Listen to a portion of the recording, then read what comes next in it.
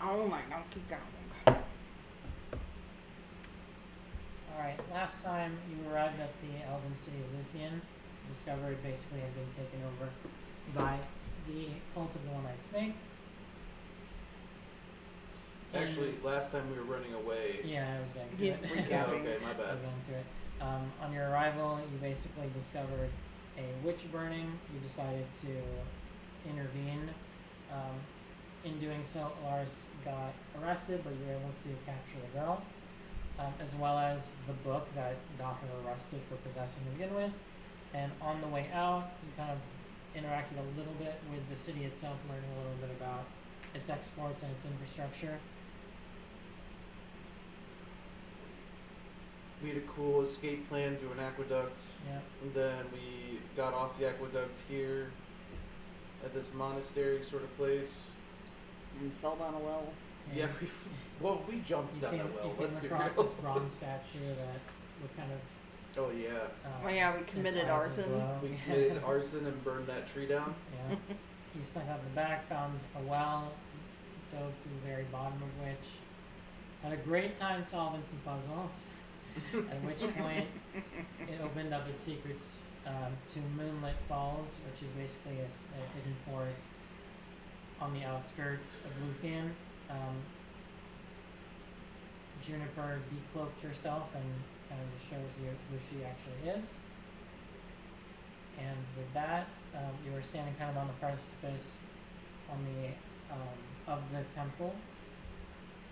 Before you is kind of a vast expanse that seems to be almost an enchanted forest that has kind of a Feywild inspiration or kind of theme or interactions with it. Some of the different spirits that you're watching just glide by seem like it's just been touched by the Fey realm. You get a better look at Juniper. You see that she almost reminds you of a little bit of a druid, but also a little bit of a dryad. She has kind of bark skin in certain places. She has berries in her hair. And from your interactions with her so far, you get the sense that she's a pretty soft-spoken, gentle, and hesitant young lady. For some context for you guys, she travels through the wilds here, trying to learn more about it and more about herself. She feels that every plant, every root has a story to tell. Her interactions with the city of Luthien have basically uncovered certain rumors that she's been trying to follow up on, which brought her to the city to begin with.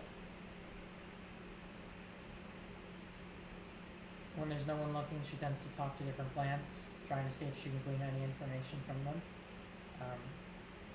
She's pretty bad with directions, as you guys figured out. Mm-hmm. Not the most coordinated. But she tends to have a good heart and sees the kindness in different creatures that others would typically fear. So as you make your way through the forest, is there anything you want to discuss as a group? Or do or say to each other?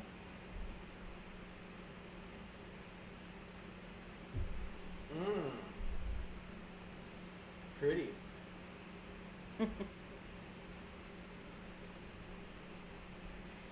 Oh, that's really pretty. Yeah.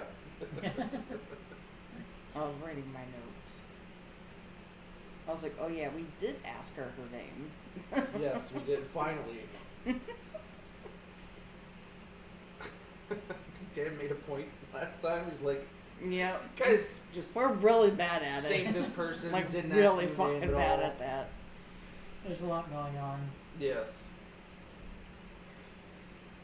It gives me like Subnautica vibes along the right. Yeah, I can see that because all the Subnautica plants. 2.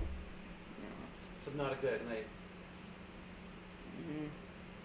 So, since we're at the precipice of this, waterfall? Or the temple itself? Like a temple on the that's So- looking out to all this shit. I would say, okay, this is really cool looking. Where to now? She says, my home.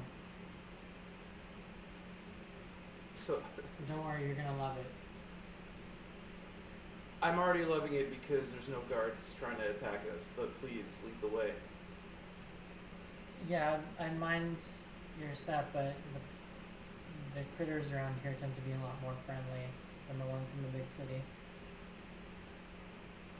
So as you pass through, you get kind of a sense of maybe the history of Moonlit Falls. It's very desolate, calm, quiet, but in a peaceful way rather than creepy and unsettling like the surrounding woods have been. You don't get the sense that there are any dark forces or dangerous creatures that are lurking in the background. There's no fog. Oh, thank God. There's a little bit of mist from the running waters and rivers. You hear a lot of different sources of water and waterfalls coming from different places and brooks.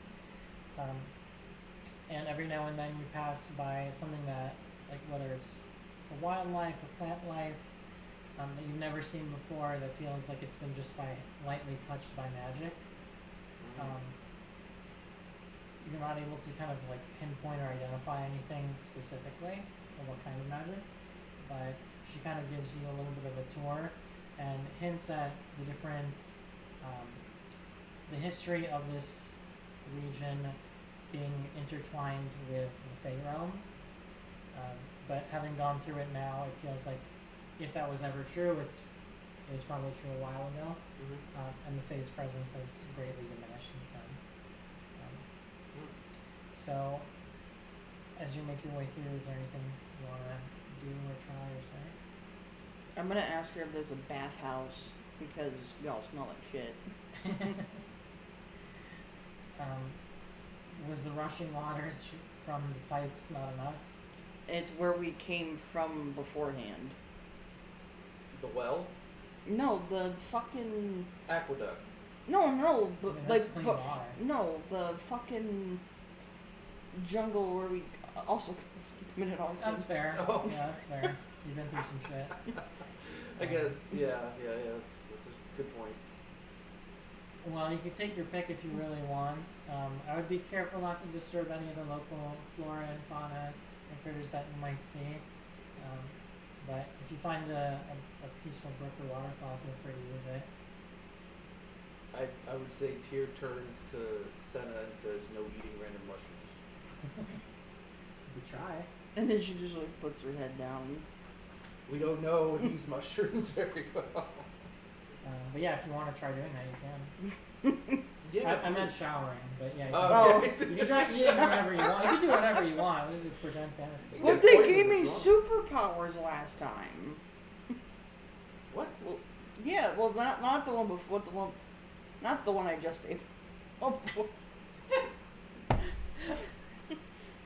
yeah. I'm pretty sure I grew 7,000 feet tall and gained the ability to fly. Did you guys not see that in your minds? What happened? I got the power When of did the that happen, Jedi. Senna? No, I sprout wings and I flew around and I farted a rainbow trail behind me. You guys saw that, yeah? Are the wings in the room with us right now? No, but the rainbow So. farts out. You flew around saying, "I am the night." Like again and again and again, you spiraled and did a snow angel, but in the muck and mud. What's your guys' health at, by the way? I'm not sure if you ever. Yeah, we short rested Okay. Yep. because I almost died from mushroom. Yep. Okay. Are you at like? Would you need any healing at all? Or are you guys at I'm good right I'm now. okay. okay. Cool. I really think what the first thing we should do is shower in, Okay. like, take a chill pill for a second, and then not a literal one, but I don't think any of us have pills, so you're good on that. and then probably go for a long rest. I would say shower sounds like a good idea, but we should also continue going to her home and actually find a place to. That's what I just said. Oh. I thought you said right here, Like right before- now. like Oh, before no, you I get meant- there, or you wanna get there first. I would say we should probably get there first. Yeah, let's get there first, and then, yeah. So as you make your way through, you kind of notice a pattern. There are some old small boats and kind of canoes that are gathering moss just in the still water and the stagnant water, with some bugs just swarming over them. you start to notice a pattern too of just small huts that are built into the treetops. There's a lot of old bridges that connect one to the other, and it's what feels strange about it is that for the amount of these little homes that there used to be, they all seem pretty small.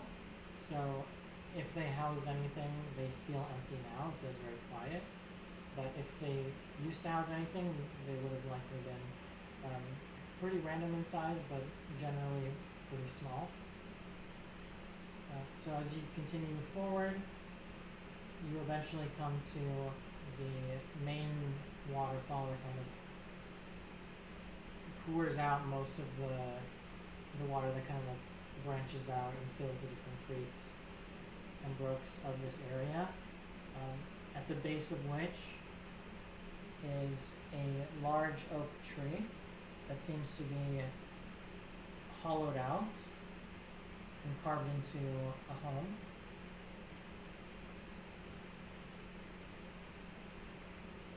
At which point you guys get just a glance of some of the decorations or kind of like how it's supplied, and you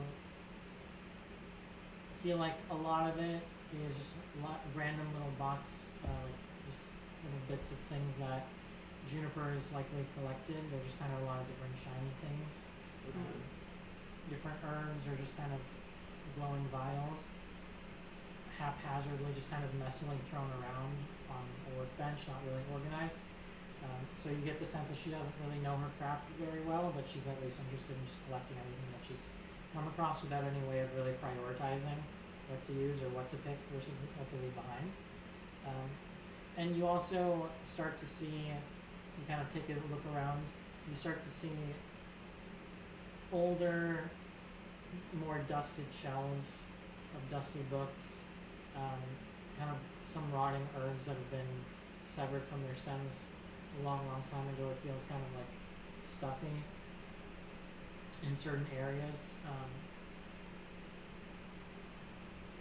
I'll pause there if there's anything you want to do. I'm gonna ask her about those symbols, like all these fucking symbols everywhere, especially that big one on that rock. I'm gonna ask her like what does that like symbol mean, or what does that stand for? Oh, those were there way before I was here. I'm not really sure what they are.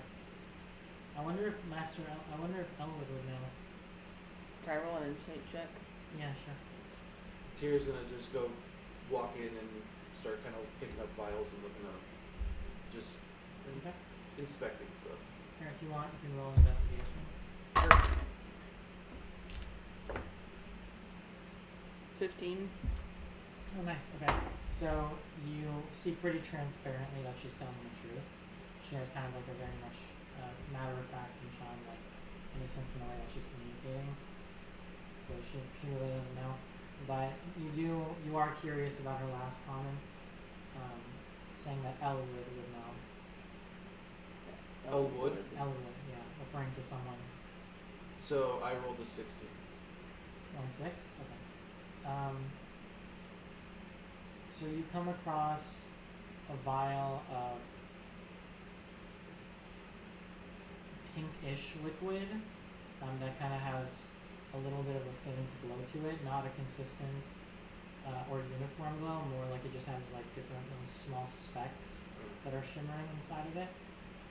However, at its base of that vial is kind of a twisted and blackened root that seems to be making the entire potion look kind of toxic.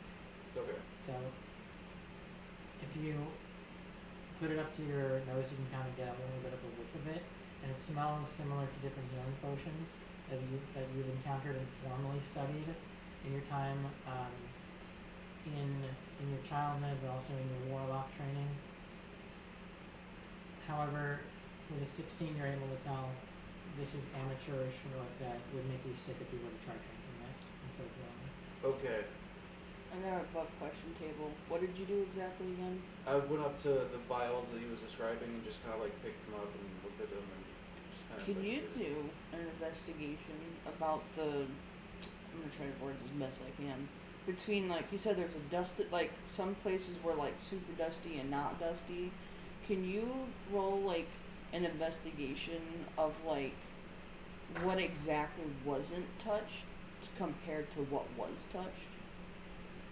Well, Dan, is the whole place looks kind of like older, right? Like dusty and older, or is it just? Is it the whole place or just certain sections? I love that idea, and so so there are specifically the parts that are more caked in dust.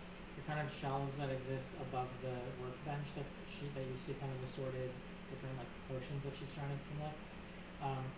So on those shelves, there are a series of books that look very, very thick and stacked very neatly, like they haven't been touched in a long time. Okay. However, to Maddy's intuition, there is a spot that seems to be breaking up the uniformity of the books stacked side by side to each other, which it looks like has been dragged, like the dust has been basically moved, and there is kind of like a fading of the wooden shelf where something, indicating where something might have been. Okay. So I want you to, because Senna will not fucking know this. So like, I want you to like you know what I'm saying? Yeah, just to look around that area that looks less. Yeah, like what the fuck was not touched compared to what was touched, kind Okay. of deal. Does that make sense? Yeah, Okay. I think that's a great idea. That is a 27. Fuck yeah. What? 19 plus Investigation? 8. 19 plus 8. God damn. Okay, so you built the shelf yourself, actually. I'm the one that And put you it there. stocked it. So in order, you see almost like very meticulously placed one after another, a series of volumes, each basically cataloging the different plant life and wildlife that exists within Moonlit Falls specifically. And you start to notice a pattern among the books, which is as you get to the later volumes, first of all, they get thicker and thicker and thicker, and they look like they've been more worn and more used with different notes and like cuts and scratches in dog ears of the pages themselves, indicating to you that they seem like later editions written by somebody, all manually, all with a pen basically, all with ink. Indicating to you that the later editions would have been made by someone with a gradually increasingly sophisticated knowledge of the area. Okay. Up until you get to that last volume that looks like it's missing, where the subject matter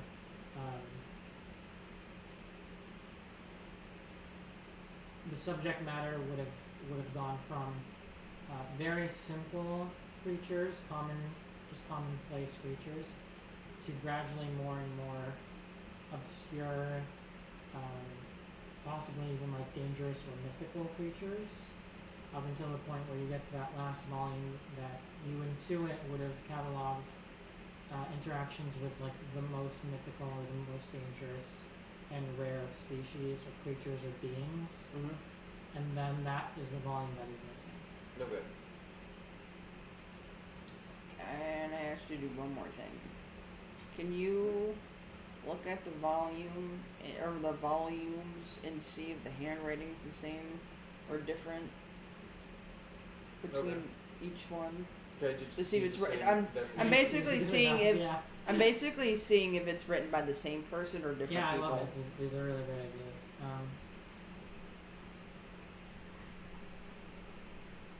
Dan didn't have this in the books. No. No, it's a good idea though. I like it a lot. So you notice that like 98% of it, the bulk of what's actually written formally, is written by the same author's handwriting at least. However, as you get to the later editions, you start to see more and more scribbles and notes being taken by a second distinct Mm. handwriting that's often in the margins or often just lower in amount of detail or sophistication in what it's communicating. It's more like simple, whether it's like cataloging a number of something that was located as like a certain number of a certain type of plant or wildlife or whatever. So it's more like subordinate information. As you keep going, you even start to notice little scribbles that seem even less serious and more like doodles or like drawings of some of the different things that are described formally. Okay. So in total, it's like 3. And as you get to like the second handwriting and the third handwriting, it's even less represented and less common and less serious in what it's cataloging. Well, one of those is definitely Juniper. My assumption is the third one.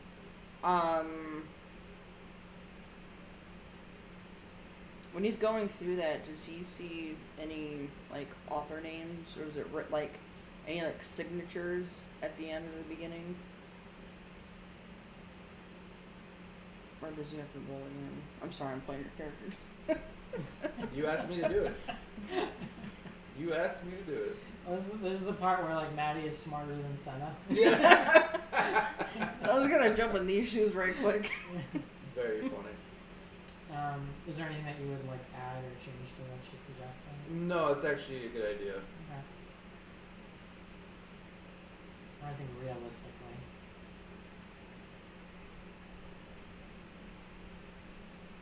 Okay.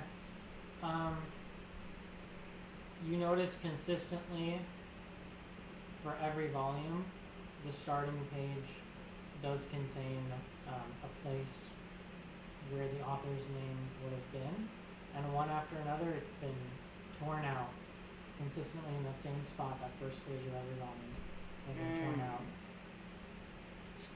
Okay. Horseshit. I think I know who it was then. I think I know who it is too. Who is it? Dryad. Elaris' master. Is that who you thought it was too? Or not? To a degree, yeah. Do you think it was Elaris? No, I also thought it was that Elwood guy, but I don't know him. But that's based. I'm just assuming. Now that seems like a weird dude, even though I never met him. Seems like a weird dude, even though I never met him. Especially with the name Elwood. Okay, so. Damn it. That was almost. I mean, it was impressive. I know. I've done it once or twice, and it What are you just trying to never do? stands. Stack all my notes. Oh, I can't see because the monitor's going. I'm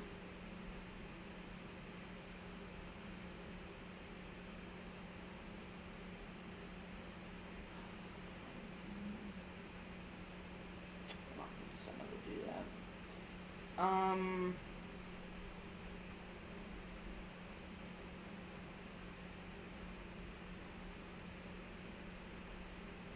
Does Elaris, does Shit. anything in there draw Elaris's attention immediately? Elaris isn't with us. There's a lot. Oh, that's right. Fuck. That motherfucker. Maddie, where are we? Right I now? forgot. Where are we going? I'm so What used to having world are that we in? cocksucker right next to me. Okay. That's fair. That's fair.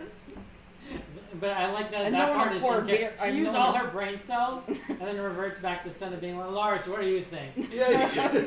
Where'd the elf go? So Senna's high right now. She wish she was. So- You know those fucking mushrooms. So, I would say since we don't know who wrote them, let's kind of take it back to Juniper and ask, like, is this your home? Is this like where you would stay, or just like a lab that you would work in? Or like a hideout. Well, it's not really a hideout. There's not much to hide from when you're in Moonlit Falls, but this is where I grew up. Actually, you guys are gonna love this. Hold on. Elwood, and she kind of like ducks through the different kind of like branches and looking through the different similar setups with hollowed out trees like these. And she starts kind of calling out Elwood as well as different names. A total of like maybe like 4 or 5 names. All of them are distinct and kind of sound weird. At which point she kind of like turns back to you and say, I wonder, basically asking, I wonder where he went. Is he a fucking squirrel? No. Damn. But then she turns around to you guys and to face you once more. And then she basically, she looks like she's like reminding herself of something.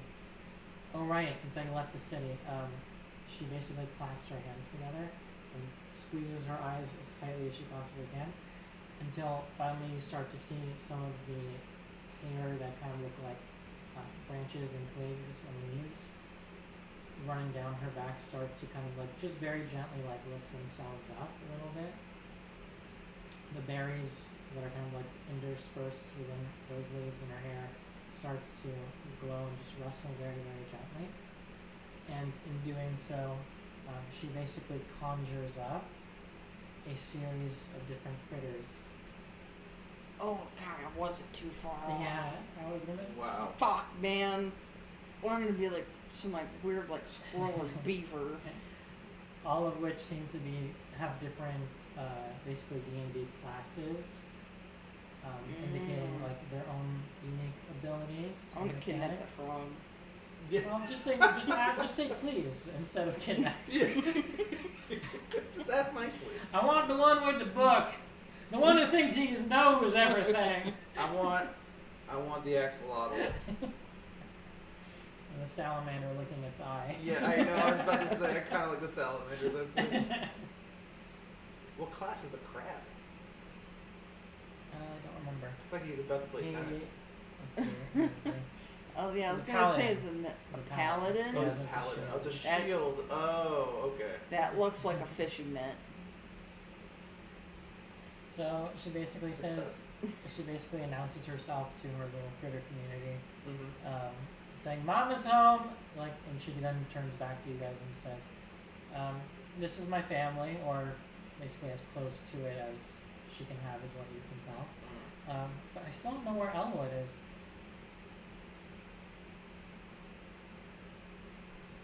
I'll whisper to her and like, who's Elwood? Oh, I didn't see that motherfucker right there next to the snail. I want the fucking massive hat. Yeah. Yeah, the slime. I didn't see it. It's a fucking blend with everything. Yeah, the gelatinous cube. I want that one too. Why you gonna treat them like they're Pokemon? Like, I gotta catch them all. She basically tells you, I typically like to, anytime I'm going into the city, take 1 or 2 of these guys with me. They lend me some of their strength. And so above table I can tell you guys that each one of these guys have their own ability that they can grant you if you basically take them with you. So they wouldn't be like a familiar necessarily where like they can fight or take damage. It's more like they'll hop on your shoulder in your bag or whatever, and they'll grant you this one ability. So they're basically like an item. Yeah, kind of. Yeah. I like the Bard Owl. The Bard Owl's pretty cute. I really like that frog. And the gelatinous cube. Or whatever the fuck It looks that like is. Jello. Come here, bitch. I'm hungry. I'm about to say, What I'm the hungry. fuck is that supposed to be? What? That the cube or the 40 triangle. It's called the gelatinous cube. Okay. Yeah. What does it look like? A cube? It's a slime, pretty much. Yeah, I know what it is. You know what I'm saying? It doesn't look like a fucking cube. It looks like It looks like a to be fucking fair, pyramid. its head is its four corners are stuffed in the hat, so it's coming to a point, you know. And then you take it off, it just comes out like a fucking afro. That'd be really funny. It just like jiggles like Jello. Yeah, a jello afro. Sorry, I have curly hair. What? Alright.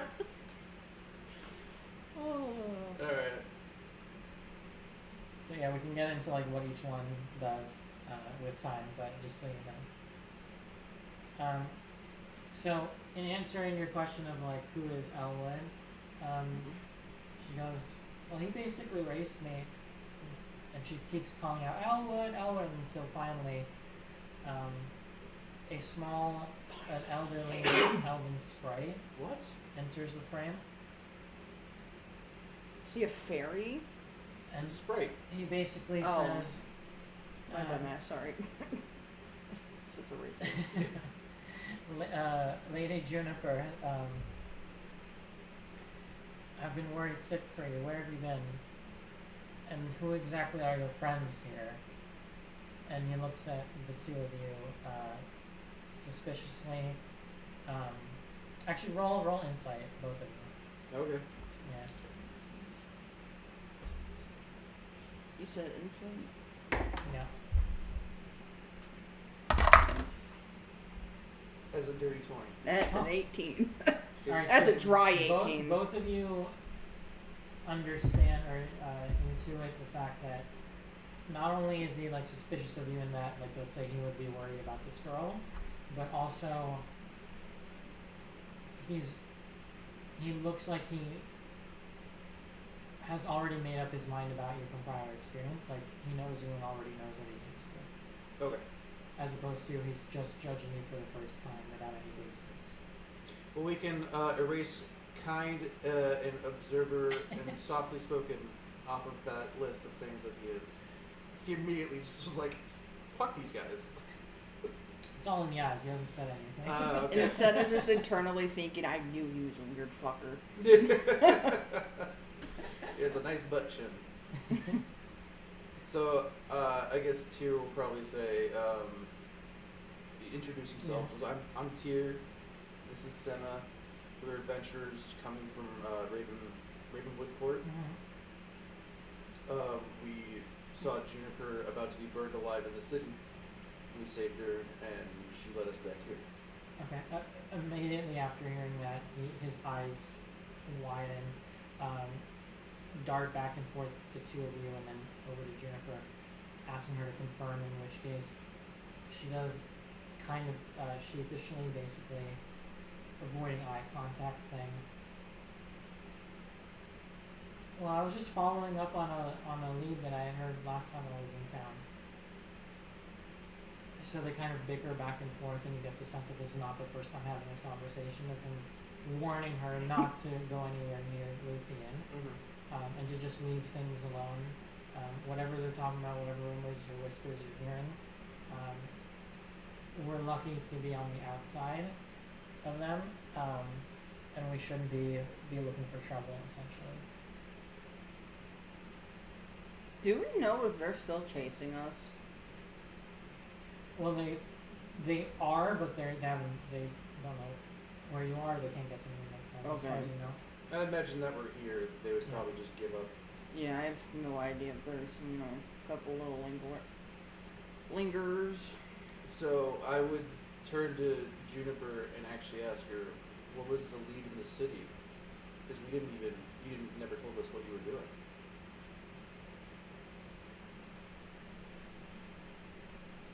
That's a great question. I need to remind myself. Take all the time you need, Juniper. I'm gonna go say hi to your axolotl friend for a second. Dude, every now and then I get that fucking axolotl song stuck in my head. Oh yeah, I know what you're talking about. And now that you mentioned it, it'll pop in my head and it'll be stuck there for a while.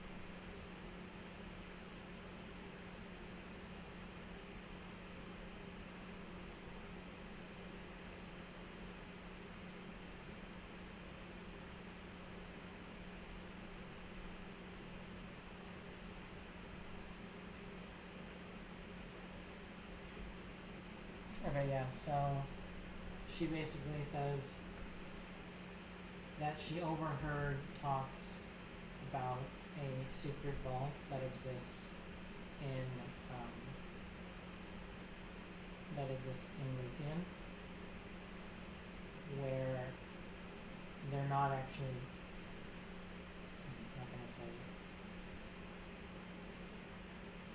Well, that's as much as she really knows. That the vault basically contains artifacts of Luthien's true past, Okay. and so she was following up on it. Well, what about the murals we saw then? And would that be Luthien's true past? Part of it, yeah. Yeah, so the way, and this is just something that you guys gleaned last session too, is that the murals all basically depicted how it was founded, which was basically alongside Fey spirits and Elvenkind. So there could be overlap on that topic, sure, yeah. Okay. I'm just wondering, like, maybe there's a passageway just, like, down there that might lead you to it instead of actually in the city. Okay. I mean, yeah, I guess I'm really sure. But other than that, what do we do now? Elaris, our buddy who is with us, is in prison. So is there any way you think we could get him out? His face gets very stern, and he basically says, "Oh, I'm well aware of Master Elaris's recent predicament. I assure you, his fate will be the same as Master Jiraiya's, and if you are not careful, yours as well, and Lady Juniper's. I once served Jiraiya, and I was tasked with protecting this girl, and I will not let her follow in the same footsteps as Master Jiraiya and Master Elaris after him." I'm gonna shoot you a look, and then look back at this motherfucker. And that was him talking, right? Yes. And then I'm gonna ask him I'm gonna ask him who Master Elaris is, because we haven't mentioned his name, right? Elaris. You said, yeah. Oh, he yeah. just said it. Oh, I'm gonna ask him, about Master, Elaris and, what he's done, or any information that we can glean from him, I guess. I mean, how would he know? How would he know Well, about he this? said Master Elaris, and he said that he worked with the other He one, worked with Jiraiya, yeah, but at the same time... but he would still know the shit that he's done. Yeah, but how did he know about his incarceration? I don't know, maybe you fucking shapeshifter, I don't fucking know. You could ask him how he knows. You could ask him whatever you want. No, I know. And I'm Alright, just saying beforehand, How but do you know about what happened in the city if you say you don't go there? Not telling. No, I'm joking. That's, I I would just be like, I'm about to. I'm sorry. you're gonna tell me. Where is he standing in correlation Probably to myself? flying, to be honest. Well, I'm saying, is he, down low, high, sitting on her fucking shoulder? Like Jimmy Cricket. Yeah. Yeah. Let's say that if you guys, let's see if we go back one. Let's say that if you guys, alright, let's say if you guys were just inside looking at the little baubles and bits, Juniper stepped down, and he's kind of hovering over here. Mm-hmm. She stepped down to talk to him, and then you guys are both standing above them. And he's just kind of picking out, he's kind of cleaning up her hair and picking out the random twigs that aren't actually her twigs from her. Okay. Looking at you guys. I was about to say, yeah, he's a good chunk away, or I couldn't fucking snatch him out of the air. Why do you feel the need to? Well, if he was gonna talk if he shit, wants well, I to. know, He I wants- wouldn't get it, but I could She wants talk to shit. really force... Listen Dominance. here, you Assert little your short dominance. motherfucker. I mean, I'll break your ass like a glow stick. break your ass close. I mean, he's only 2'9", so Yeah, the glow stick's nice. about this big. Mm-hmm. Yeah, just crack his It's spine big like a fucking fuck glow glow stick. stick. I see glow sticks bigger. All right. Like the thin ones, like the really long ones, you know? Yes, Mm-hmm. I know what you're talking about, but I don't. Just over the fucking knee, you know? In a more general Boom, sense. boom. What was it? Law and Order, last bitch. time I think she said something about being a bush Wookiee, and you were like, I don't know what that "Excuse is. me, what is Yeah. that?" I don't know what that is. so There's so innocent many. to the point- There's some times where I don't even think I'd have to ever explain Bush what Wookiee. like a bush Wookiee is. Or just like some weird random shit. It's just so funny because like at that moment it was like so pure. I don't think I know what that means. Anyway. Too funny. So he never told. After I asked the question, how do you know what happened in the city if you don't go to the city? No, I was asking about Elaris. That's what I'm doing. Oh yeah, that's you right. can That's both right. ask That's them right. whatever, yeah. My bad. I forgot we switched gears. Yeah, I think he'll just admit it. So he basically explains, well, I witnessed it firsthand. I have means of going there undetected. And as he says undetected, he looks at Senna.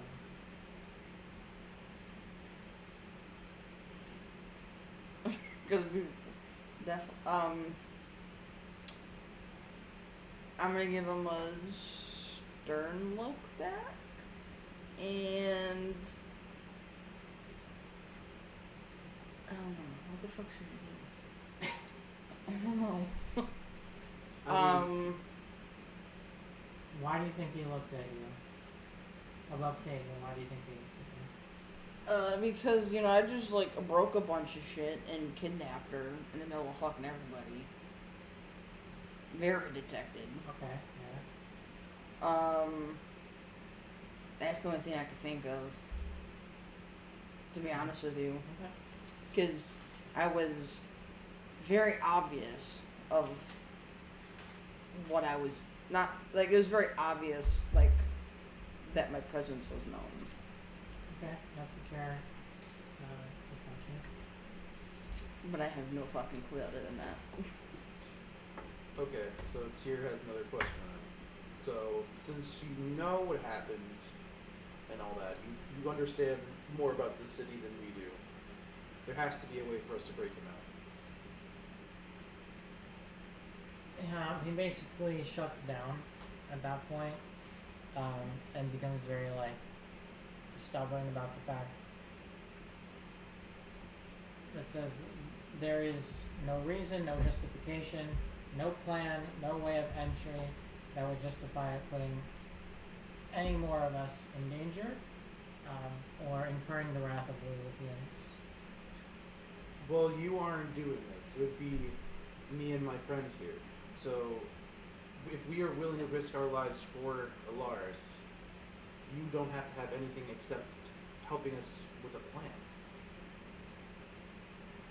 Elaris' fate is already tied to the both of yours and to Lady Juniper's and to myself. How would you I know have- that? Oh, sorry. What do you think will happen once you two are captured alongside him?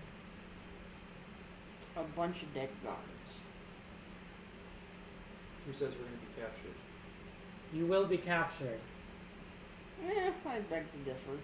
And when you're captured, they will interrogate you, they will probe your mind, they will find the whereabouts of myself, my home, and related Juniper. It's not a risk that we need to take. Lars should have learned his lesson when he saw what happened to his master. What happened to his master? I'm gonna start walking down the stairs. Looking straight at him. before his death, he left me to care for Lady Juniper.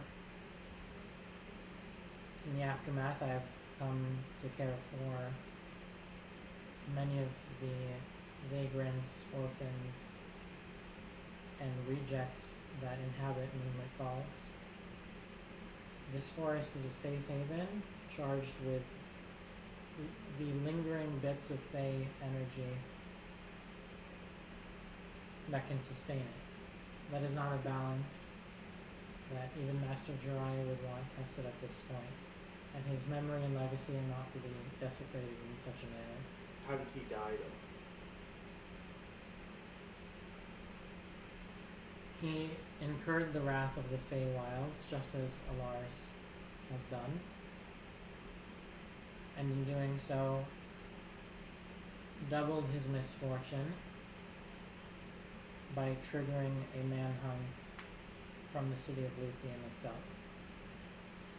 Elaris wants to follow in his footsteps so badly, so be it. I tried for many years to educate the boy. I don't think he was trying to follow in your footsteps or his footsteps. I think he was just trying to live, and we did force his hand to come back to Luthien. And now you've done it again and put Juniper in the same position. Juniper isn't coming with us. Even if we decided to do this by ourselves without your help, he would come with us. She's already in danger, don't you? Just by you being here, by Elaris coming back. And then he looks at Juniper and tries to figure out if Elaris has seen Juniper or if she has seen him, if they interacted at all. So that's just a quick aside or pause, and then he goes quiet. I mean, I would imagine Elaris saw Juniper and was that's probably why he did what he did. So above table, when you guys were in town, I think you asked the question to Elaris, and then he said he didn't recognize it. I can't remember it. I think. It might not matter so much, but it's just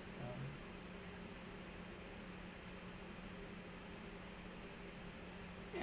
regardless, you could down.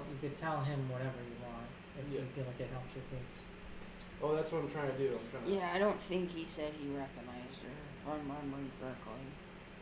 I mean, I'm saying he definitely saw her face, whether or Yeah, not he said it. because I asked him. Yeah, whether or not he said he recognized her, I'm sure he recognized her. Just didn't want to mention it. Yeah, he could have lied. But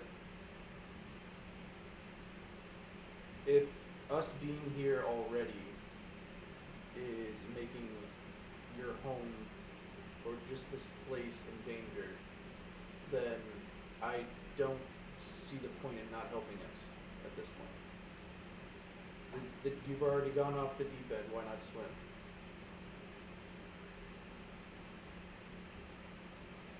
Roll percent is persuasion. Your plus 18 You modifier. Yeah, right. You got it. If I slap him with these magic gloves, is that gonna help? Oh, What? it's a 21. God damn! 17 plus 4. Let's go. Alright. So, I promise you that's a 17. I Come mean, look at it. it's fine. It It It lines is. up your I point. see it. Okay. He bites his tongue, and he's persuaded by the argument that in for a penny, in for a pound. He's basically, he's accepting the new reality, which is you guys have already compromised his whole situation, and now he's in a new reality and he needs to accept that, and so he's pissed off about that, visibly. Understandable. But he does seem to come around to the logic of it at least. Okay. Alright, so he goes,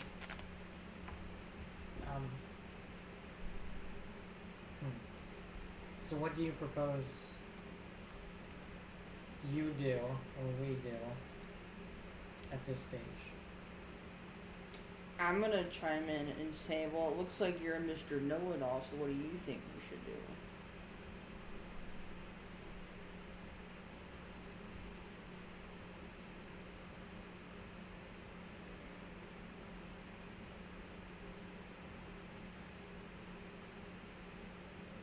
Does he say anything back to that? I'm thinking. Okay.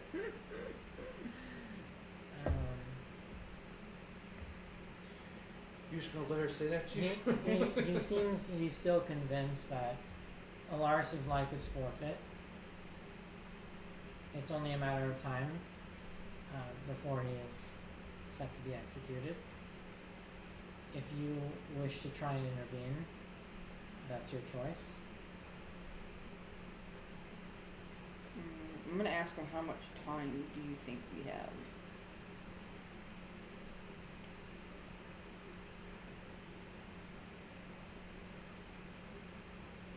He says he can't be sure, but if we're fortunate, I would give it a week. A week? If we're fortunate. Here's what I'm proposing. Above table? No, this is to him. Okay.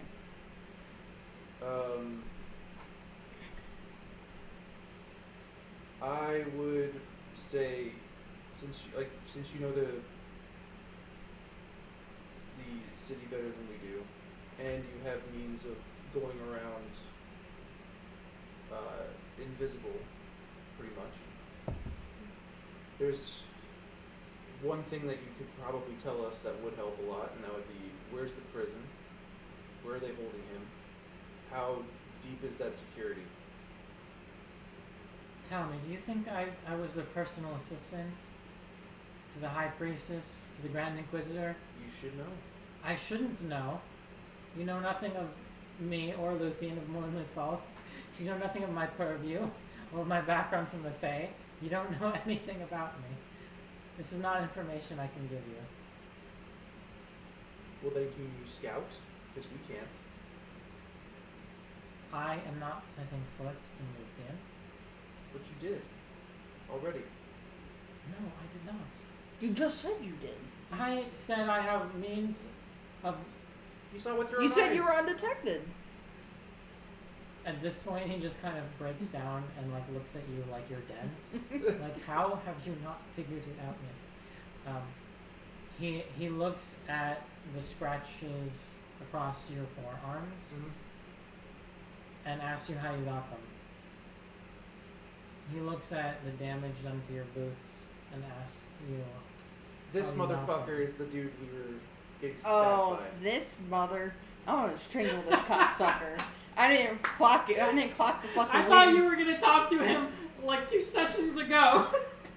Yeah, I didn't clock the wings. Neither did I. The short motherfucker. For some reason. You that grabbed the just- wing. You grabbed the wing. I did, yeah, but it just didn't register that this is the fucker. And those, I did not. Not gonna lie, I did not see the wings. Okay. First of all, ow. Second of all, I'm gonna fucking strangle you. Third of all. so you can go invisible. For a time, their magic detection is unparalleled. It's not as though I could just sneak through, save Elaris, and bring him back. That's not what I'm asking. I'm asking to see if you could do maybe a flyby and see. A Anything. flyby. You can fly. You have the wings. In his elder years, he shows you what he's capable of doing, and it's not very impressive. He kind of like putters about 3 feet around and just starts puttering around this.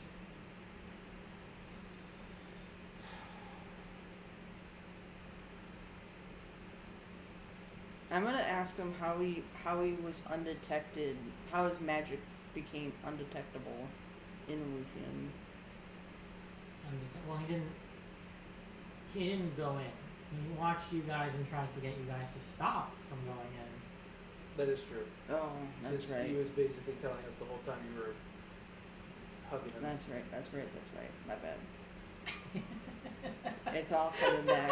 It sucks having these sessions a fucking week apart. I know. I love how so much of this dynamic is like you guys just being stubborn about like clear warnings. Like, let's be real here. There were a lot of times You when do other shit, Maddy you're like, It's was- "No, clear to you. I'm It's not curious." clear to us. there were a lot of times where when we were running away with him in your hands, invisible, where I was like, maybe we should stop and talk to the snake. Yeah. Well, we didn't. And then you were We like, just no, we're went. booking it. We're booking it right now. I mean, I thought I you was- would. I was I being really stubborn. thought you would.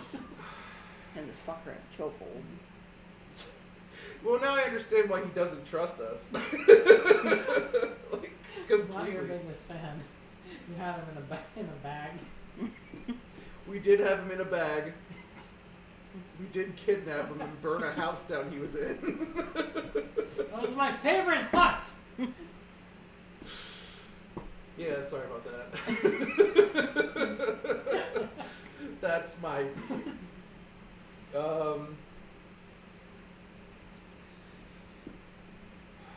Well, then entertain the thought. How would we go about doing this? If there was a way to do it, how would we go about it? Juniper interjects in 16. I have an idea. So she. Let me go here.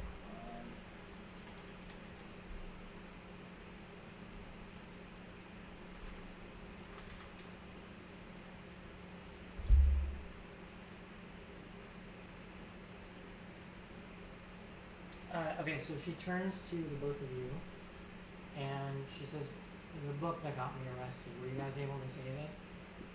Oh, yeah, Yeah, you have it, I right? have it. So I'll open my cloak and Yeah. pull it out and give it to her. Okay, so she takes it. She starts going through. You see that she's having trouble reading. At which point she goes like this to you. Okay, so what do I see? What does it read? Roll. What would it be? Roll. Not necessarily investigation, right? Would it be like roll history or something, or? Maybe history, maybe. What is he doing? Just trying to read it? Yeah, I'm trying to see if you can find like useful information and also have enough context to know what it means. So let me see. It would probably be history. I would have saved perception. No, 'cause No? that's like a general area. Like, what do you perceive with your senses, kind of thing. You can roll history or arcana, whichever one you do. Alright. That is a 6. So you're also illiterate. You go to her. Yeah. She's like, as long as it's tall. I want to try reading it. I'll just be like, What was it? History? Yeah, or arcana, whichever Please. one. If you have one that's higher, you can try. please, big dumb ogre lady, please help me read this. Oh, no, swear to fucking God. Okay, well, they're both -1. Which dice should I roll? This one? Not the metal ones. This is Okay. like Elaris' one skill. I know, this is fuck. We're missing our guy with the brain. He's the one who. Nat 20 incoming! It was also a 6. Fuck! So then she goes to the guy. His eye rubbing. I think it was a for goodness sake coming out. I mean, I don't know why I made him British then. I just canonically He makes gains sense. an accent. He's so over your shit, he became more pretentious. But he's, for goodness heavens, it's only one way to end this. He basically starts leaping through it. I can roll 4. Watch him roll a 6. Roll a 19. Yay, someone, you can read it. Oh my At god. first I thought it might have been a 6 because it was upside Yeah. down and I only saw the 9, but upside down. Dude, I do that all the time. I know, I gotta look for the dot. Alright. Okay, Not if you're dyslexic. so he goes, Well, that's true. The dot can become the other side. I think it's a 60, it's a really small 0. the dot is telling me to go fuck itself. It's like a tiny middle finger, it looks like. It's punching it.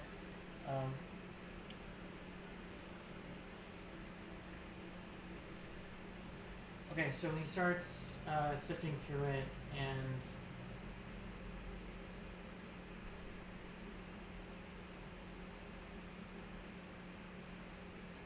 at first he pauses, like he's a bit suspicious or concerned about like how Juniper got a hold of this book. But he then stops on a page that has kind of loose notes and references to a secret, not necessarily, well, let me think.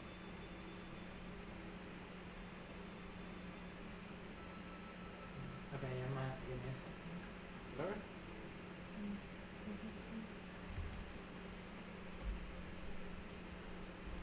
Okay, yeah. So, he doesn't find anything related to Luthien itself.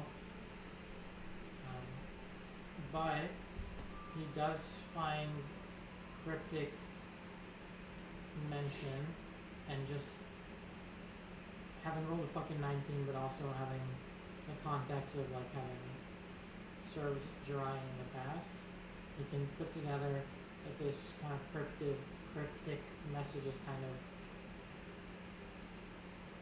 hinting or guiding them to another safe house that Jiraiya had set up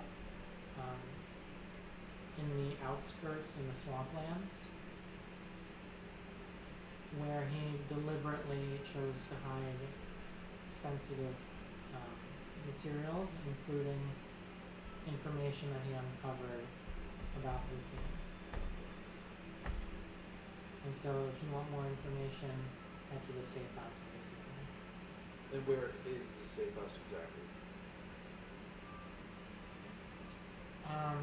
From there, he closes the book, hands it back to Juniper, or like goes to, and then pulls it back, remembering he doesn't want it out. At which point he flies up to one of the shelves, and he puts it in one of the empty spaces, and then starts like fingering each volume and looking through, and finds one in particular that has like a hidden sleeve to it, out of which he pulls up an old map that he kind of just like unfolds. And this map has different pinpointed locations of some of Jiraiya's safe houses that he has set up in the outskirts, in the swamplands. And he points basically to one in particular that shares some of the similar symbolism that was used, or iconography that was used. Okay. And just Oh, I hope we didn't burn one of them down. we probably did. Don't worry, it wasn't the one you burned down. Oh, Really? thank God. Above table? It was not. Oh, thank God. And he does tell you that. Okay. That, that would In-game he be tells you. a huge twist of fate right there. Well, shit. You know, the one you burned down with all the important Oh stuff yes, in the it. sacred text and the sacred, very flammable. Thousands safe, of years not so old, safe and you house. and just out of curiosity, fucking burnt it down. Also, you had a giant shrimp man guarding it, so there's that. It's like there might have been works in the one that came crumbling down, but they're ashed out.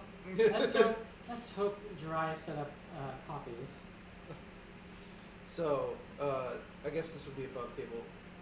Is this where we came from, or is this like on a different side? Because like he's pointing that to like a map, but we can't see that. That's a great question. Let's try and make this accurate.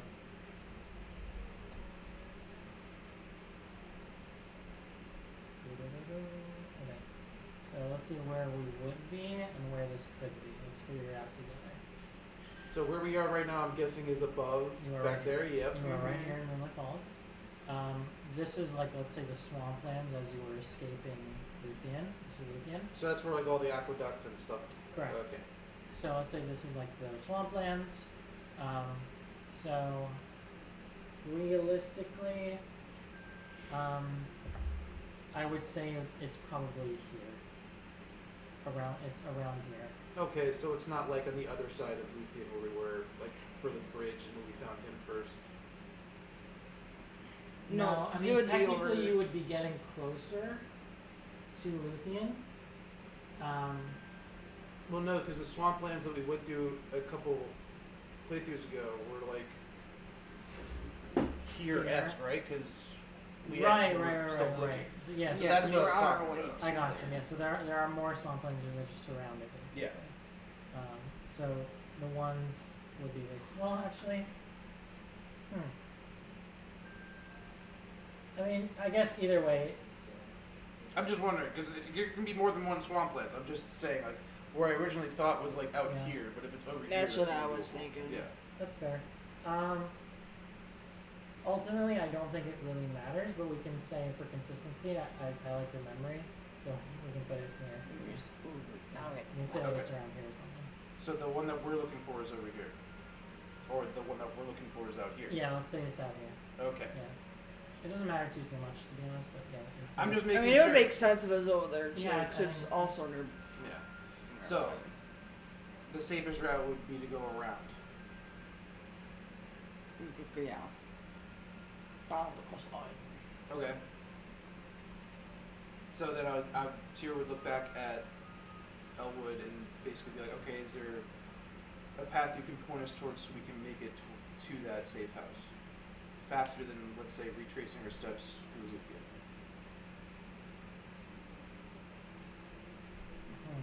Let's see.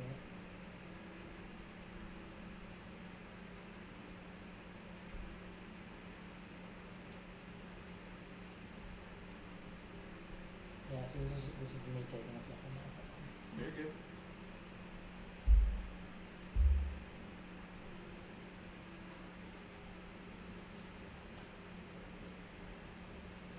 So he basically tells you that you can follow the coastline. Hey Steve, can you hand me a Sprite? Thank you. Sorry. I'm still listening. It basically tells you can follow the coastline south. Try not to be too exposed by anything that might see you in the ocean. But other than that, if you stick to the outer edges, you should be mostly safe. Okay. And then you can cut your way back down. Where did the mouse go? No. That's a laser pointer. Yeah, so if you follow like the coastline down south here, you should be mostly safe, and then you can cut down further down south, and you should end up in the area. You want Okay. to get to. He basically tells you it's maybe a half a day's journey. Okay, that's fine. Okay, so I would ask for the map so we can make sure we get it right. Alright, hands it over. And from there, I guess we'd be like, okay, well, look at Senna and say we gotta head towards the coastline. Fine. But we have to rest and wash up because I stink like shit. Yes. So we'll do a long rest. At which point you guys are verbalizing this. Albert kind of holds his nose and says, "Thank goodness for that." I'll put you back in my armpit.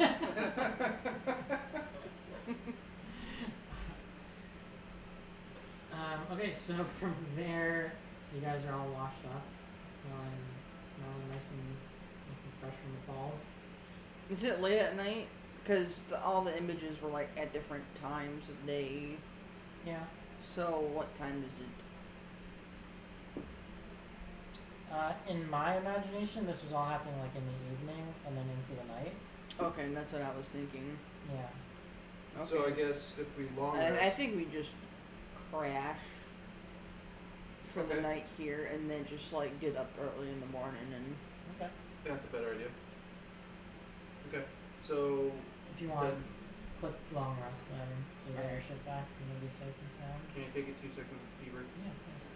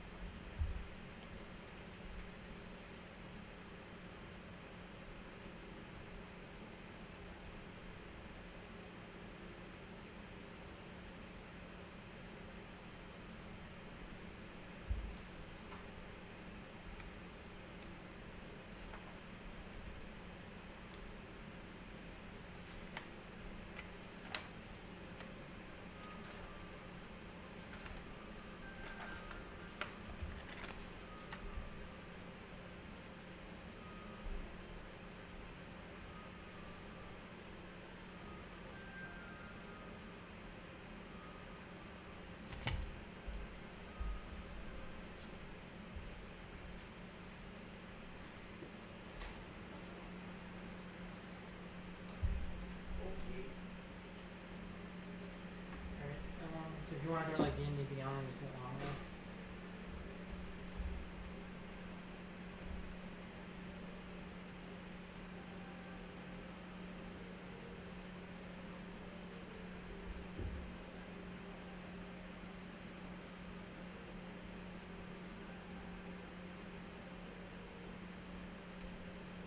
Alright, cool.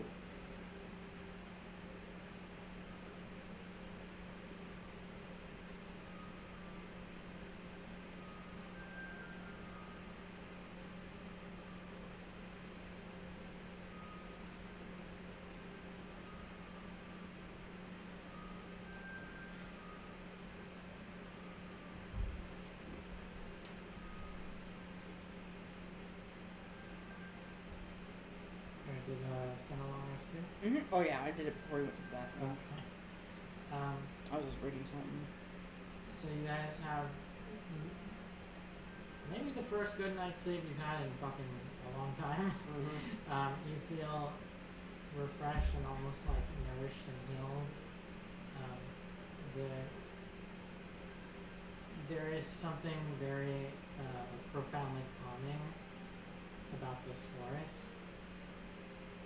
So feeling like rejuvenated within it, you feel like a very deep sense rested. At which point, Juniper basically wakes you guys up with a sweet hello, basically bringing you guys like some berries that she spent the morning foraging. It's like, don't worry, none of these came from my hair. I was about to ask. He holds out her hands to give you guys some. At which point she basically asks if she can come with you guys.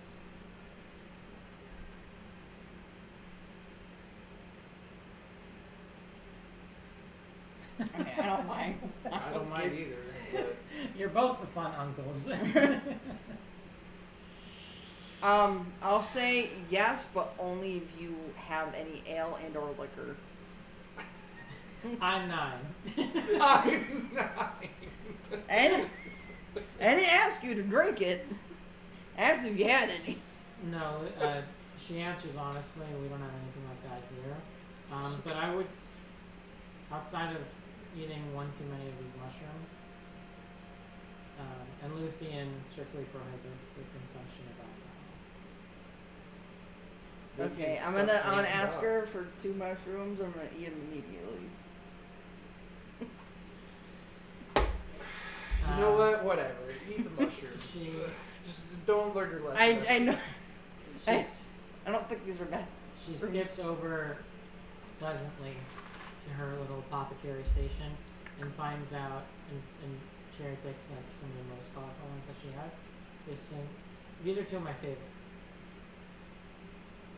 And And then hands me. just down the hatch. Alright, at which point Do I seek I out? had something for this because even last time I was like, I wanted to have some sort of effect. I'm trying to see if I took a screenshot because I saw something online that would have been helpful. Let me see if I actually remember to say that. And just imagine if anything comes to this, we can have like package of drinks made of like some like weird like mushroom shit. Okay, well, What, basically like Fortnite? I don't know. That they're made out of fucking mushrooms. I All don't know. the slurp juices and whatnot. Just a mushroom.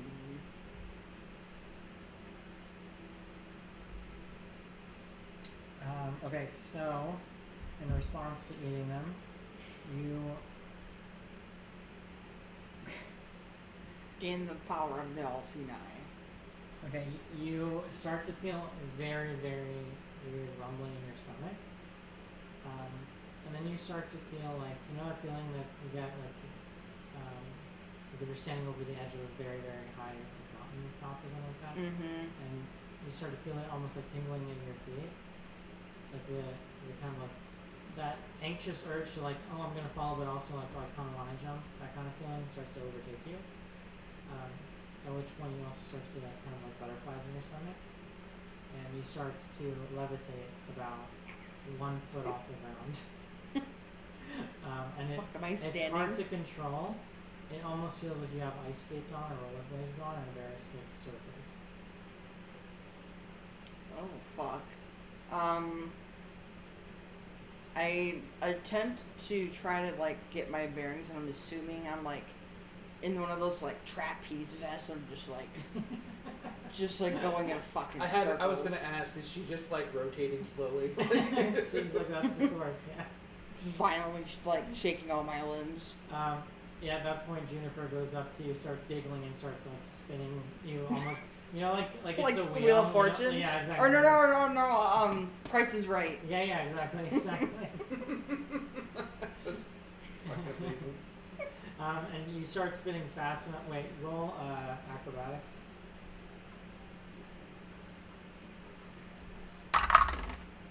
8.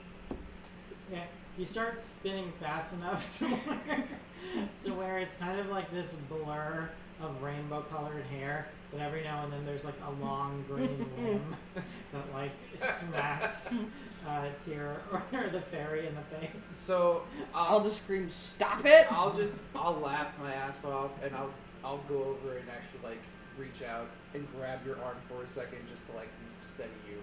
Okay. This is just fucking ridiculous. So, we got good mushrooms here. Oh, they're the best.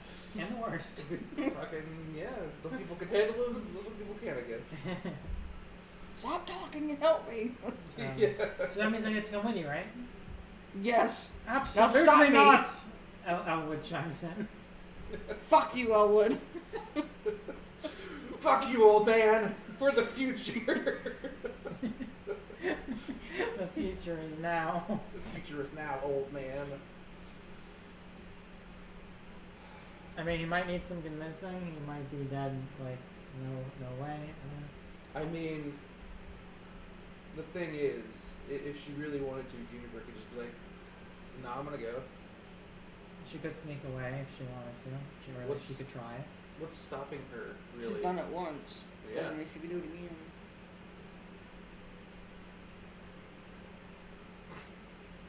What?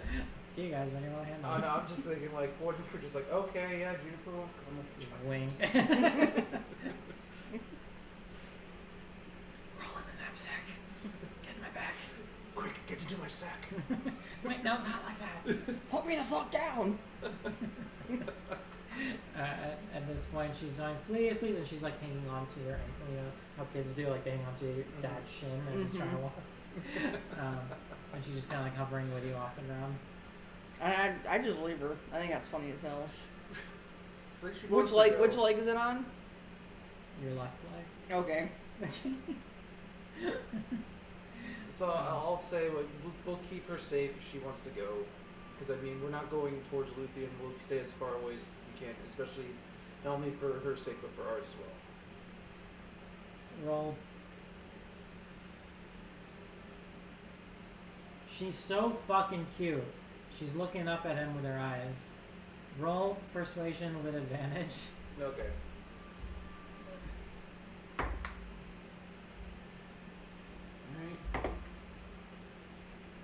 Alright. Well, persuasion with advantage would give me 19. I rolled a 15 the first one. I have a +4. Oh my lord, okay. So he goes, just promise me you'll keep her safe and you'll stick to the pre-approved routes. The coastlines! The coastlines! He looks at Senna. Coastlines! Don't talk to me. No like that, touching! you No bitch. touching! And he Don't talk to me like that, bitch. he then looks over. She's still on your leg, I guess. But he then looks over to her and puts both his hands on her shoulders. And just says, if anything happens, it's okay to leave these two to die. Okay? You come right back. I'm gonna shove him with my right knee. Just to give him a little, fuck you. Just because what happened at the bridge. At that point, you kind of hear him muttering to himself something along the lines of like, they all turn out the same. So, I'll say, yeah, to Juniper, just to make him feel better. He's right. If something goes wrong, just come right back here. And It's like, I got her, don't worry. I'll give her a wink while he's muttering to himself. Okay. So yeah, with that, Juniper kind of explodes in a fit of excitement. But then she says, do we want to pick one or two to take with us? I want the gelatinous cube. And I'll tell you what they do. Just tell me I which want one you that wanna little grab. fucker right there. Well, what do they do? Because I'm looking at the axolotl. Yeah. So the axolotl, it's the ability that it'll give, assuming if you take it with you specifically, then Tyr will gain its ability called regenerative surge. Once per long rest, when you take damage, you can use your reaction to expend a hit die and regain hit points equal to the roll plus your spell. This is too complicated. Roll a hit die basically. Plus your spellcasting modifier. I gain Yeah. that back instead of taking the damage. And Oh, so that's nice. in order to regenerate, basically. Basically, if he's with you, then you'll sprout these glowing external gills that shed bright light in a 10-foot radius until the start of the next turn. We can cut that. I don't think it's that important. You can roll. You again. become a human glow stick. Yeah, you can regenerate. Sick. And if you want the radius, we can keep. I mean, let's keep That's going. fucking cool. What does the gelatinous cube do? Yeah, I know. Yeah, what's the cube do? So the cube has something called corrosive cushion. When an attacker within 5 feet hits you with a melee attack, you can use your reaction to absorb the impact, reducing the incoming damage by 1d10 plus your constitution modifier, and dealing 1d6 acid damage to the attacker. So you absorb the attack, which, depending on how you roll, you can reduce the attack to a certain amount. Plus, you would then do 1d6 of acid damage to whoever attacked you. That's not bad. I like that. What about that crab motherfucker? Can I turn him into a rangoon? So his ability is called Tide-Bound Bulwark. As a bonus action, you set your stance like an anchored shell until the start of your next turn. You cannot be pushed, pulled, or knocked prone, and allies adjacent to you gain half cover, which means +2 to AC and Dex saving throws. I kind of like the cube still. What about the snail? Shell of Solace. As an action, you can grant an ally within 30 feet temporary HP equal to twice your character level. That sounds OP. We might dial that back. While these temporary hit points persist, the ally's AC is increased by 1. So it's like defense. Okay, so I want the gelatinous cube. Okay. Can you send me that? Yeah, I was Okay. copying it. And then, do we all get one? So does Juniper get one too?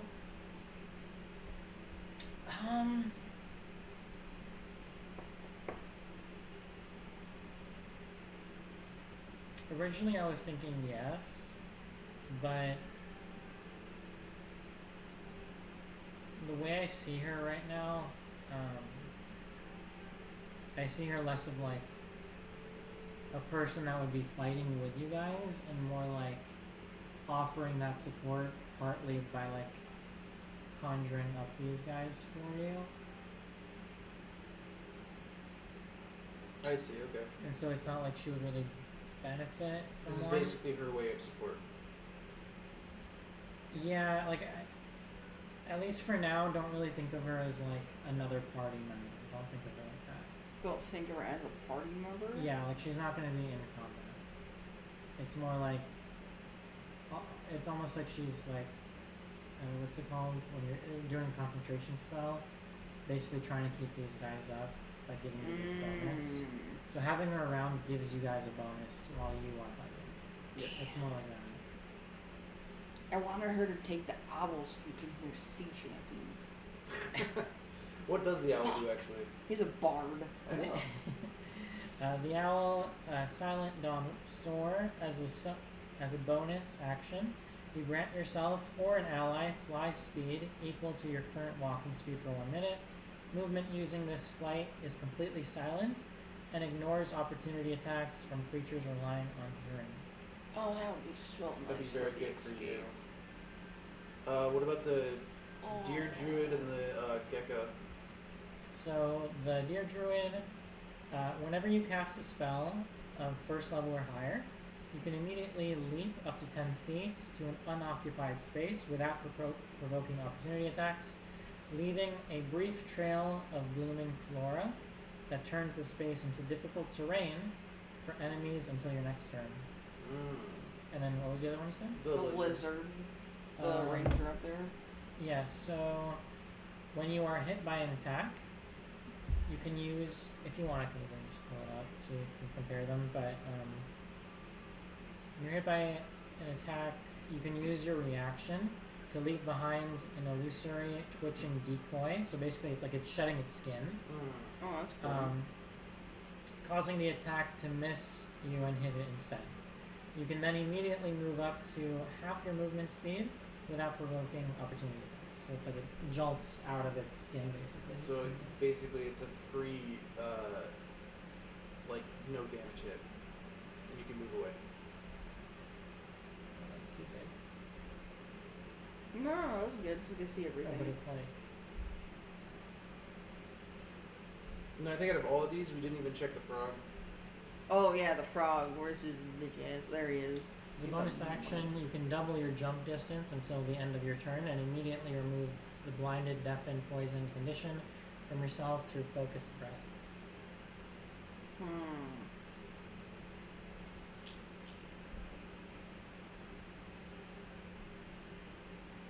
Can you just like full screen that? Yeah, it's not gonna be too annoying.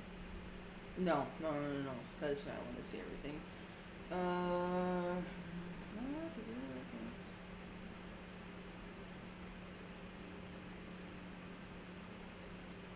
See, I like the gelatinous cube, but I think realistically, especially if we're gonna go and grab Elaris, I think I should take that fucking owl.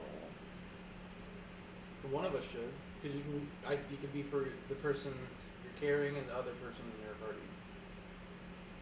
Yeah. Man, a flying Senna is a crazy idea. Just airdrop me. Airdrop me over your ale. I think, funny enough, I really want to take the cube, but I realistically think I should take the owl. Take the cube. I'll take the owl. The other No, ones- I want the owl, because, like, if I have to like move and hit people, I can, like, get up there and just fucking hit them, or just like cut their fucking head off or something. I don't know. Like if we're going in there, but also like if you had it,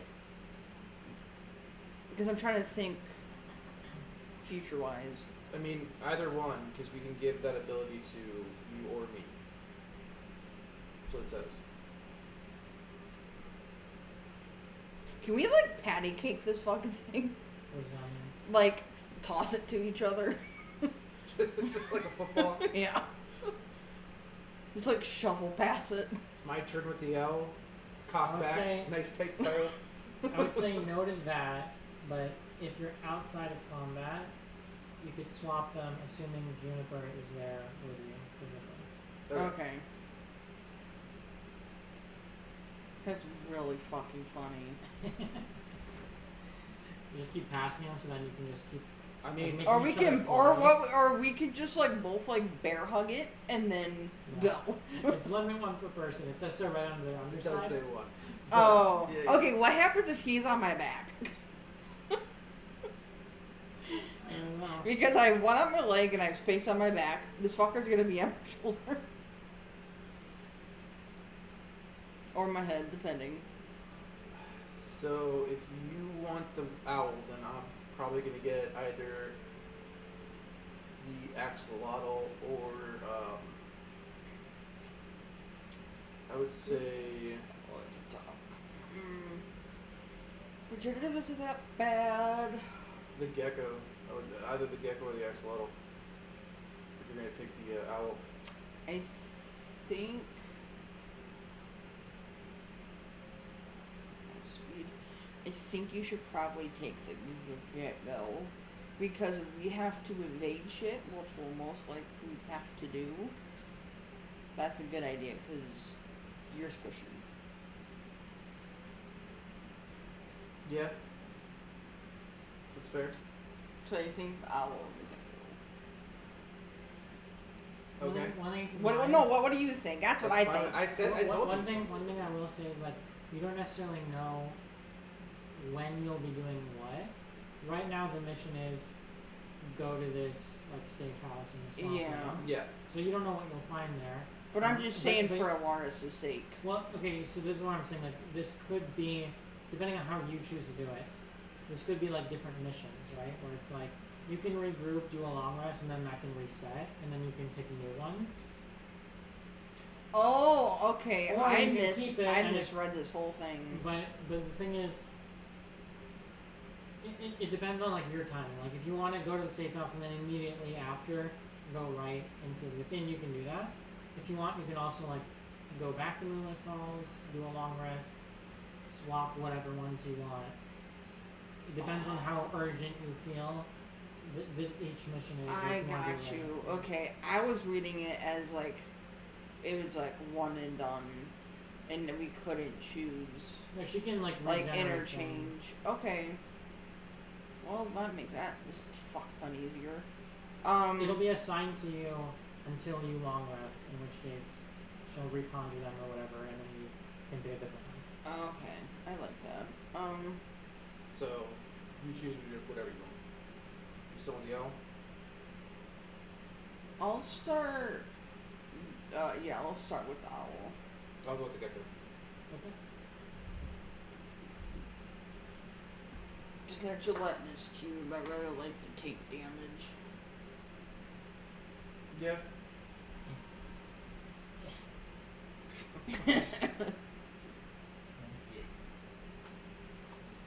Something about Max that I do not like is that moving windows around. It's so fucking difficult. Yes. It's not at all like intuitive or easy. And then like if you want to swap to like a different window, if you're working side by side, you can't just like alt tab and then you're in that window. You have to like click into the window and then you can start doing shit in. That's And then if I want to go back to this other window, I have to then click into that window and then I can do it. So it's not like alt tab, type, read, scroll, alt tab, type. Like you can't do that shit. Ugh. It's very stupid. It doesn't make any sense. That is dumb. Yeah, it's annoying. Alright, my grievances with Apple aside. Let's see. So just for my own notes, you picked the Tyr picked the what? Gecko. The gecko. Go.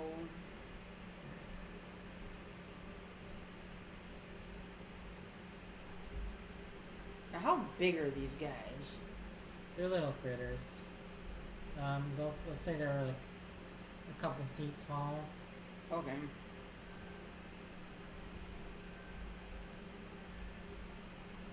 And then you pick the cube? No, I picked the owl. Oh, and you want to fry.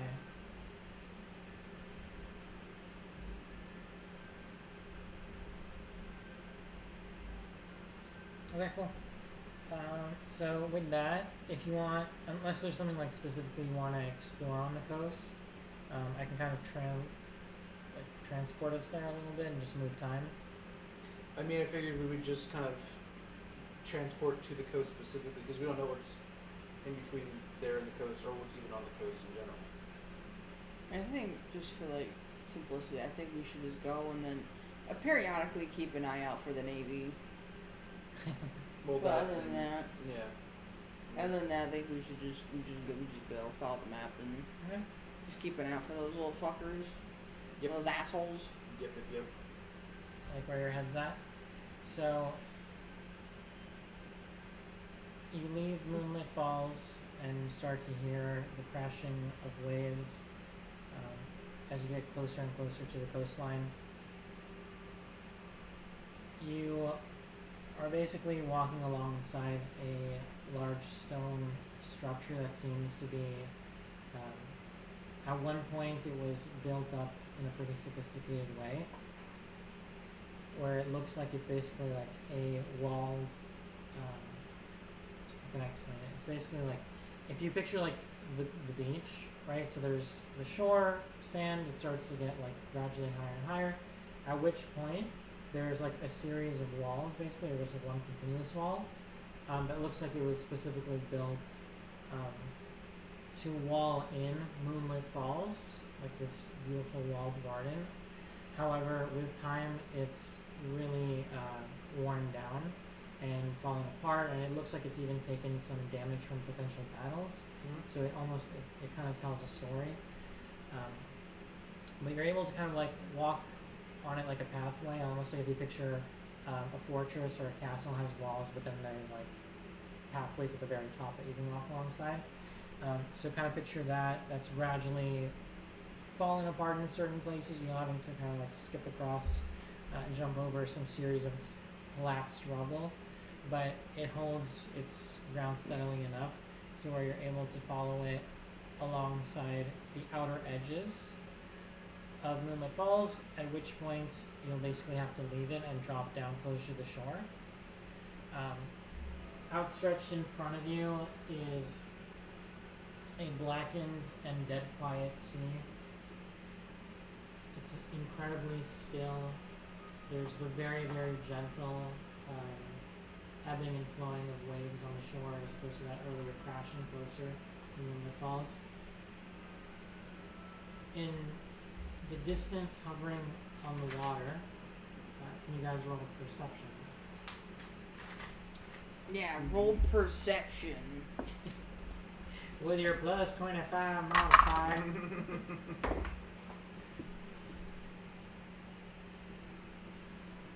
That is 16. 14. Alright, cool. So you guys roughly see about the same thing. As you gaze on the water, you notice that it is a full moon, hovering ever so still like above the water.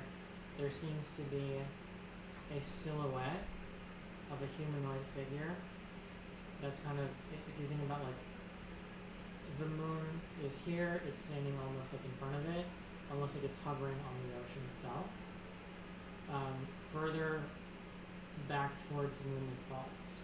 So if you're looking out into the ocean, like this way, if you're looking this way, if you're over here looking this way, you notice that basically it's maybe standing there floating in the water closer to the boundaries of Moonlit Falls.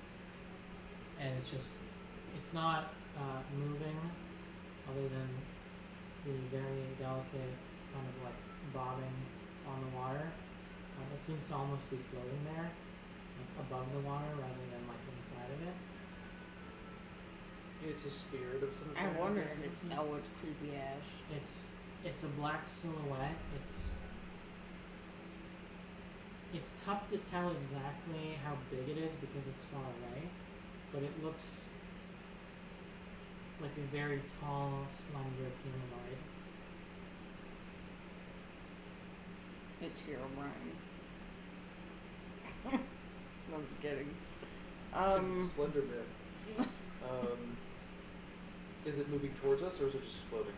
It just seems to be floating there. You can't even tell if it's like looking at you. It could not be, but it's Well, I don't like that. I'm gonna take a wild guess and say it's a spirit. Well, Elwood is a spirit. Oh. Elwood's a Sprite, not spirit. So what? It's alright. It happens.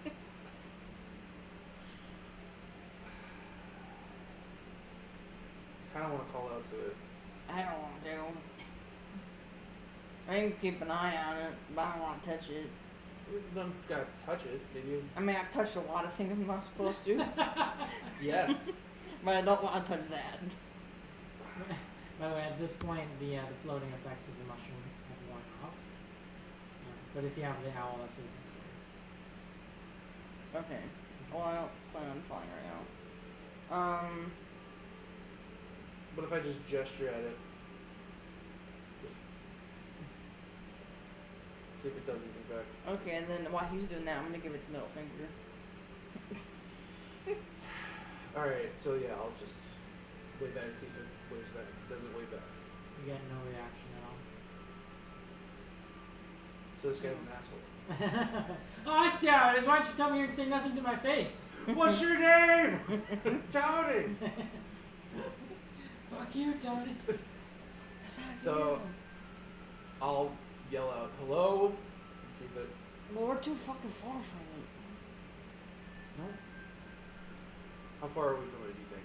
I'm gonna keep walking. You are very, very far from it. However, the stillness of the night and the ocean, your voice seems to carry out into the waves where you are reasonably confident that I could have heard something from you, not necessarily like what you may have said, but you think it could have heard you. Did it have a reaction? No. I'm just gonna keep walking. I was about to say, well, I tried. Okay. I think we'll get back to That's that. weird. I'm not interacting with that fucking thing. Could be Elwood's creepy ass for all I know. So Elwood wouldn't be this creepy. you never know. He could shapeshift. Also, it's a Well, he's a tall, slender guy, whoever's floating.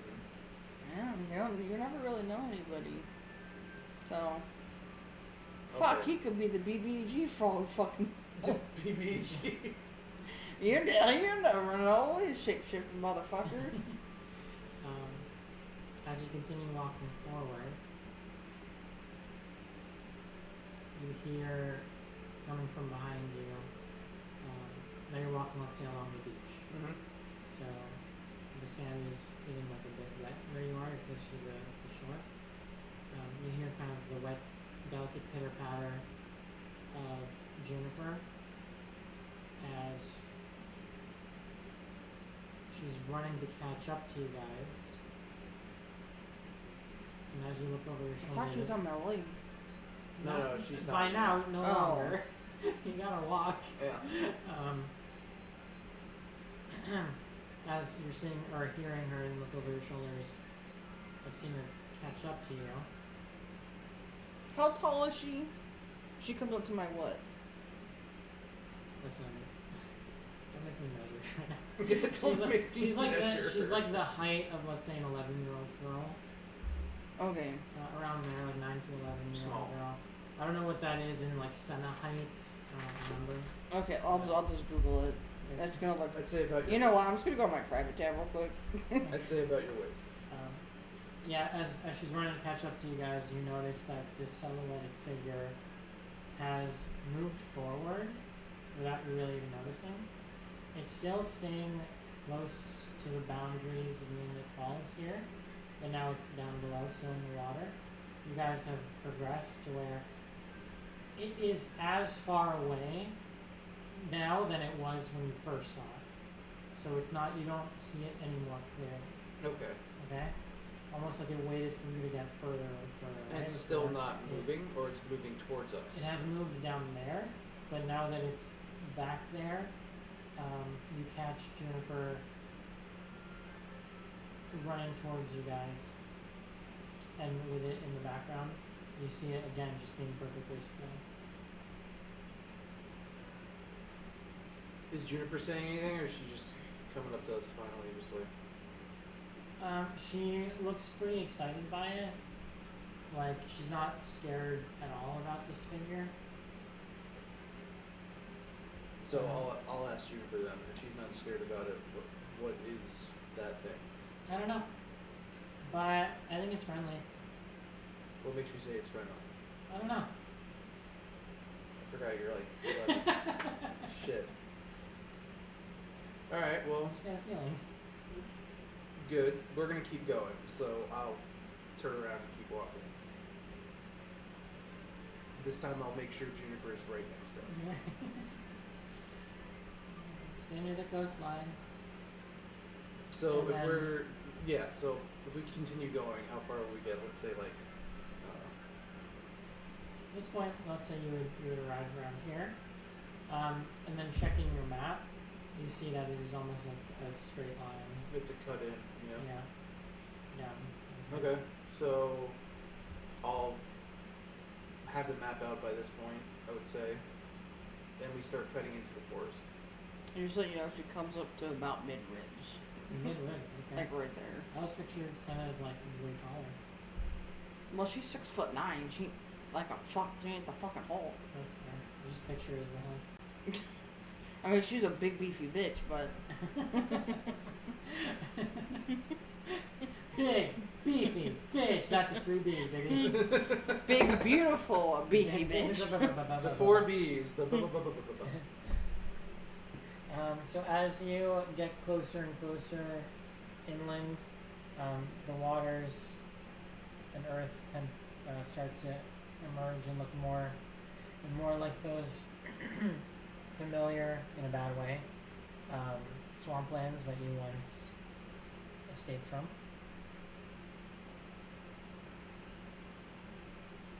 You trade the serene quiet and stillness of the Moonlit Falls and its surrounding beaches to a very ominous, creaking, scurrying, rustling, synonyming series of sounds that exist in the distant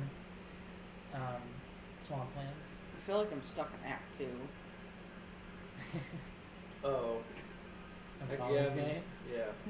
We're in the Underdark forever. Is there a clear path once we kind of like come to, I guess, the swamp, or like is there an opening, or is there buildings in the back like that?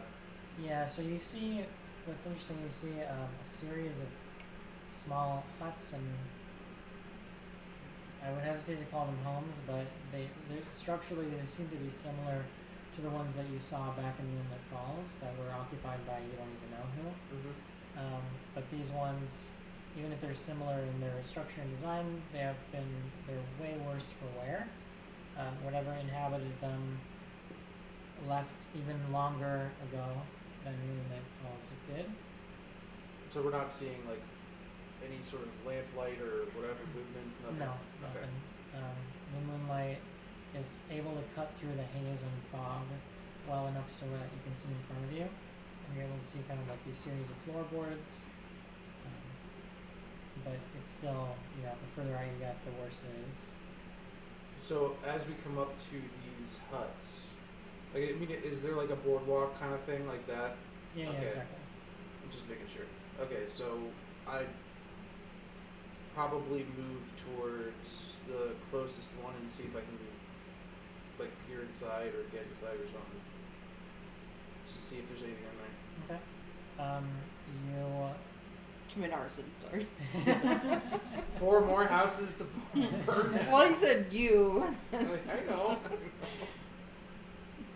So I'll go to. you can roll perception as you start to enter one of them. Should I do detect magic again? We did long rest, so I can use it before I go I in. don't think you should. Why? I don't think anything's in there. We also thought nothing was in the other house that I burned down. Yeah, well, that one was also very ominous. This There's isn't a- and then ominous. Well, there was one structure in the middle of fucking nowhere. What does your daycare look like? Like This this. is cute. This is hot. Looks like my Pinterest board. Mm-hmm. I mean, is it a cantrip, right? No, it's a spell, right? I can't remember.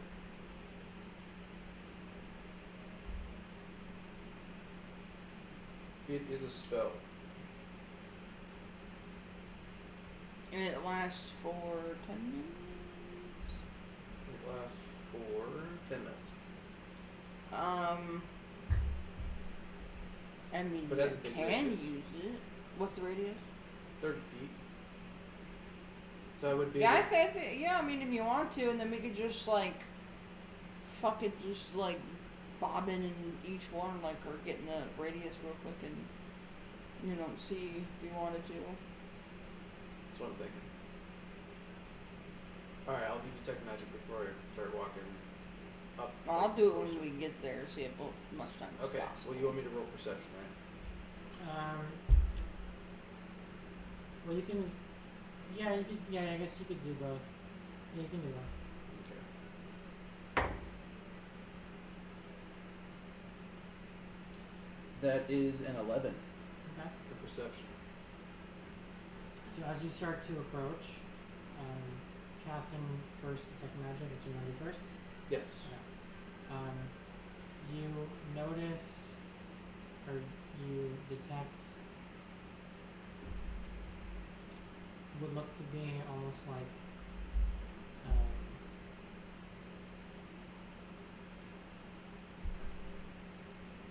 a series of kind of like intertwining and tangled ropes at the entrance, at the base entrance, just lying on the floorboards of one of the huts. Mm-hmm. You don't know what it is. You just kind of see like this like interconnected, almost like ropes tied together and intertwining. But is it like a magical aura that I'm seeing or something like that, or is it? Yeah, like yeah. Typically with ropes? detect magic, basically what you're seeing is kind of like, at least the way we've been describing it, is like this purple energy light source. And so what I'm kind of picturing is like, picture a mess of ropes like intertwined with each other, or vines or roots. Each one of them is like this purple tendril, of like an octopus arm kind I of. see. So it's basically like laid out in the front. As you're approaching and detecting that and making sense of it, Juniper runs up past your waist, past your coat, and basically like almost peeks to the side, basically, I want to see. Okay. So I show her what I'm looking at is the purple interlocking vines. Okay. Well, she won't be able to detect that, but you can tell her that. Okay. Well, never mind. That's actually true. It's only on stealth. So I'll tell her what I'm looking at. Exactly like what you described. She goes, "What do you think it is?" I don't know. So as you roll perception, what did you roll again? 11. 11. Okay. Okay, yeah, 11's good, especially with detect magic, for sure.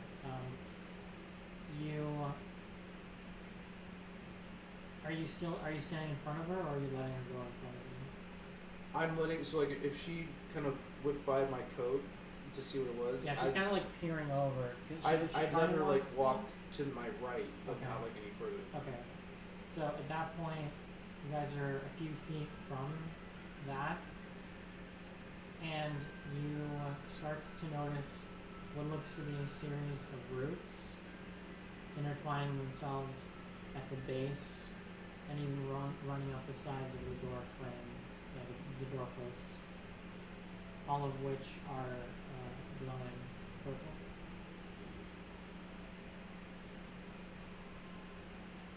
So I tell Juniper exactly that. Is Senna there with me or not? I'm like back a little bit, but I'm watching. Okay. Just making sure I didn't know what you're doing. So detect magic, I kind of skirt around it because it's a lot of nerd shit, like even for us. But ideally with detect magic, you would learn like what kind of magic it is.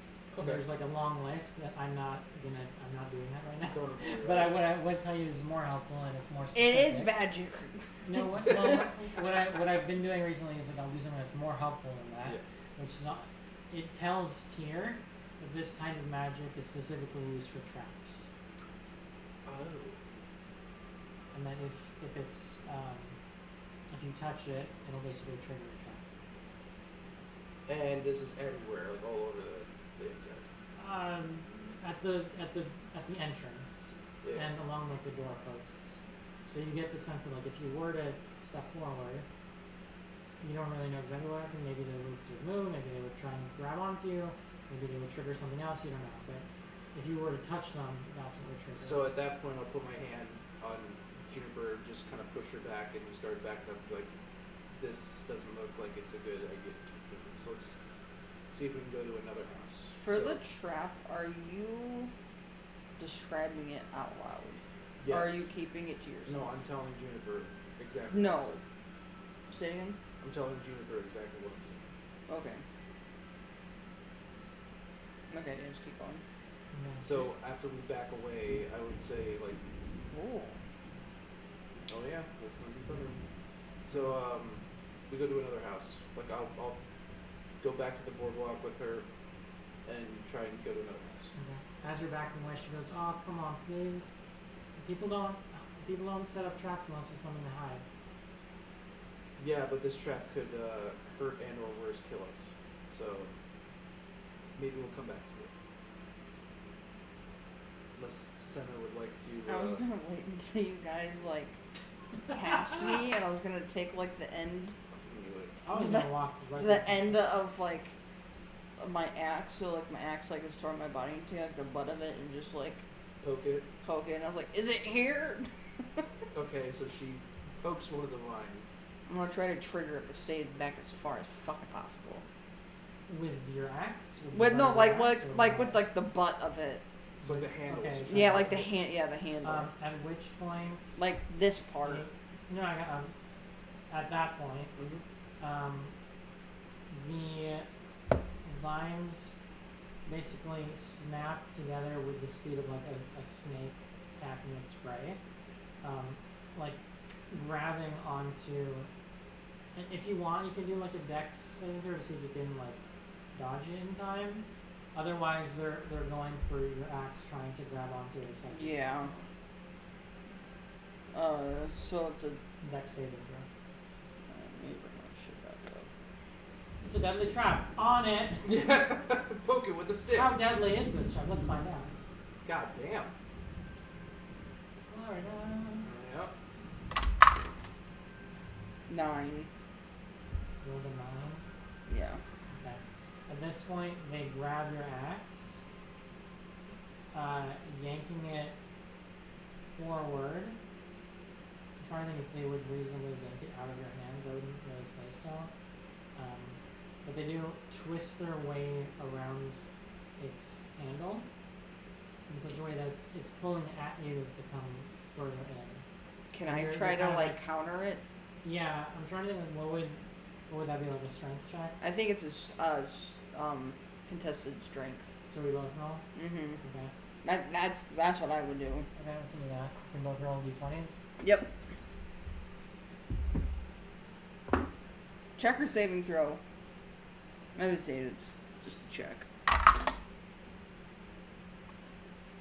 Oh, that's low. A 9. 5. Wow. So Roll you a 5. succeed. There we go. So this little interaction, Tyr is observing it pretty closely, and he's able to tell that these vines or this trap has been set up for a while, and that's partly evident by the fact that they lack a lot of strength, and so you're able to kind of like wrestle through them and just kind of like almost sweep them to the side and tear them away from your axe. At which point you would intuit that it's now been triggered and deactivated. Basically. Okay, so now I guess we could just chop up the vines and see what was inside. Yeah, so I'm cleaning my axe off. I'm gonna stay outside. Okay, so I'll take out my short sword and hack at some of the vines to see if I can. Alright. At which point Juniper was like, "That was awesome!" To Do your it axe. again! Yeah. So she's kind of like looking over Senna's axe with her while she's cleaning it off.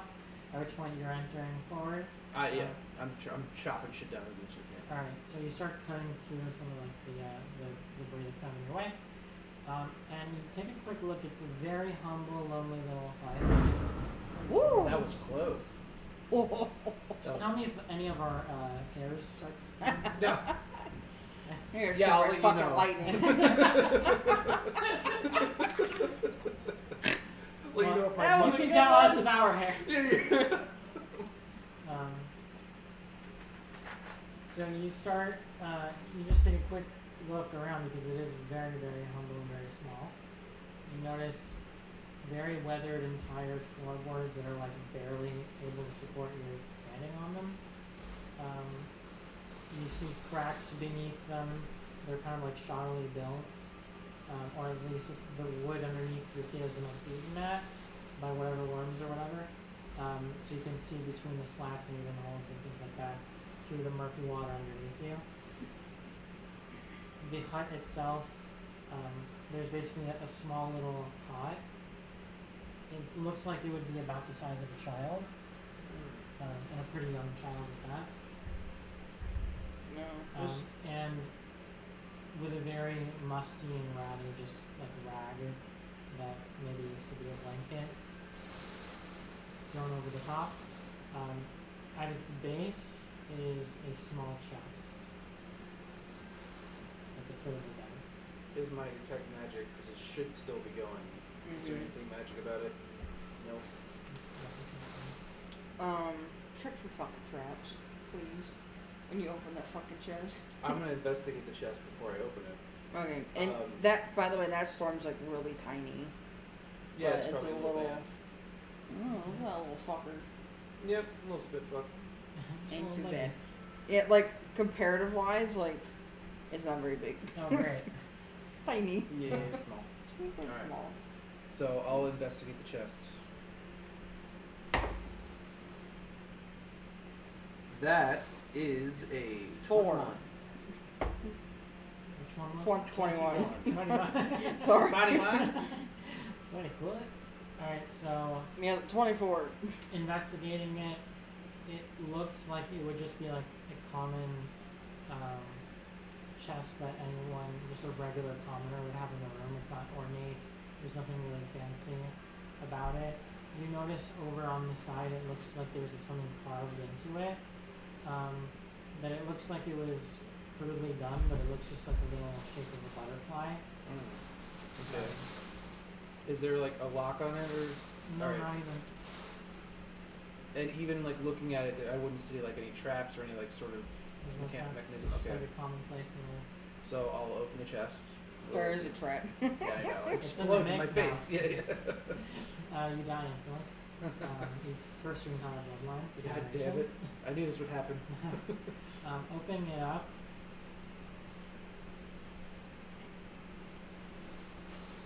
You see A small dead child. Wow, that's fucked up. you see a small severed arm about the size of a toddler. So Yeah, he's- wasn't too far off. Not far off. By the way, I was going there before you said it, just for the record. And around its wrist is a very delicate chain silver bracelet with a little pendant or a charm of a butterfly on it.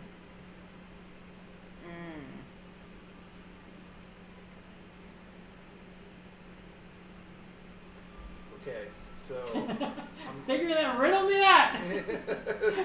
figure that shit out, smart boy. Juniper, take it. I'm not I'm touch gonna it. I don't want it. Yeah, I'm gonna try and take the bracelet off of the arm. What? Okay.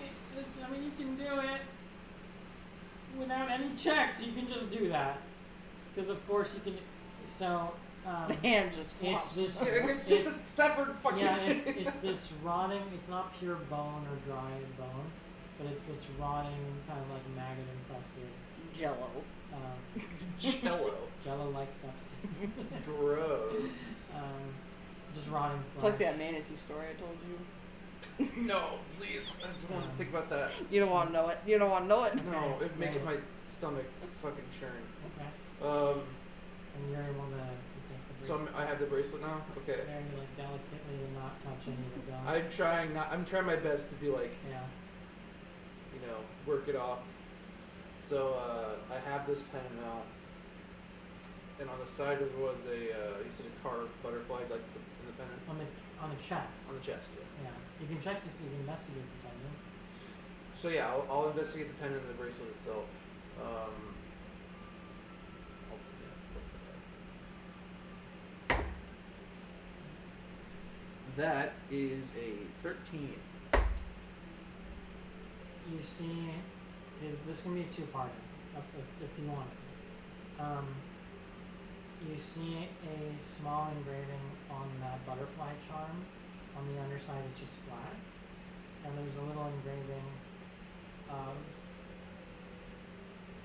I need to remind myself.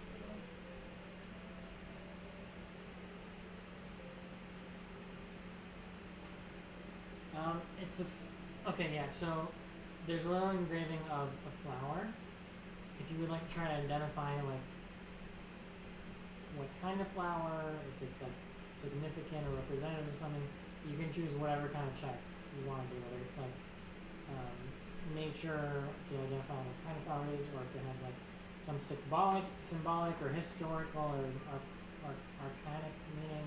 You pick whatever intuition you might have. Okay. History or Arcana? I'm guessing history. History would probably be the better one. I see. Or nature if you just want to figure out what kind of flower it is. Can you do 2 rolls? One for nature, one for history? You gotta pick one. Coming from a fucking child, I don't think there's any historic value to it. That's kind of why I was thinking history, just to see like what this could have been. Like if I can see what this is, I can maybe detect like what this place was.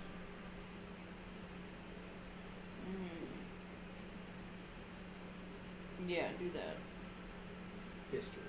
Okay. Because if you did do history, then you would figure out, yeah. That is, where's history? 15. Okay. So now I need to figure out the overlap. Like, how much of this would you know?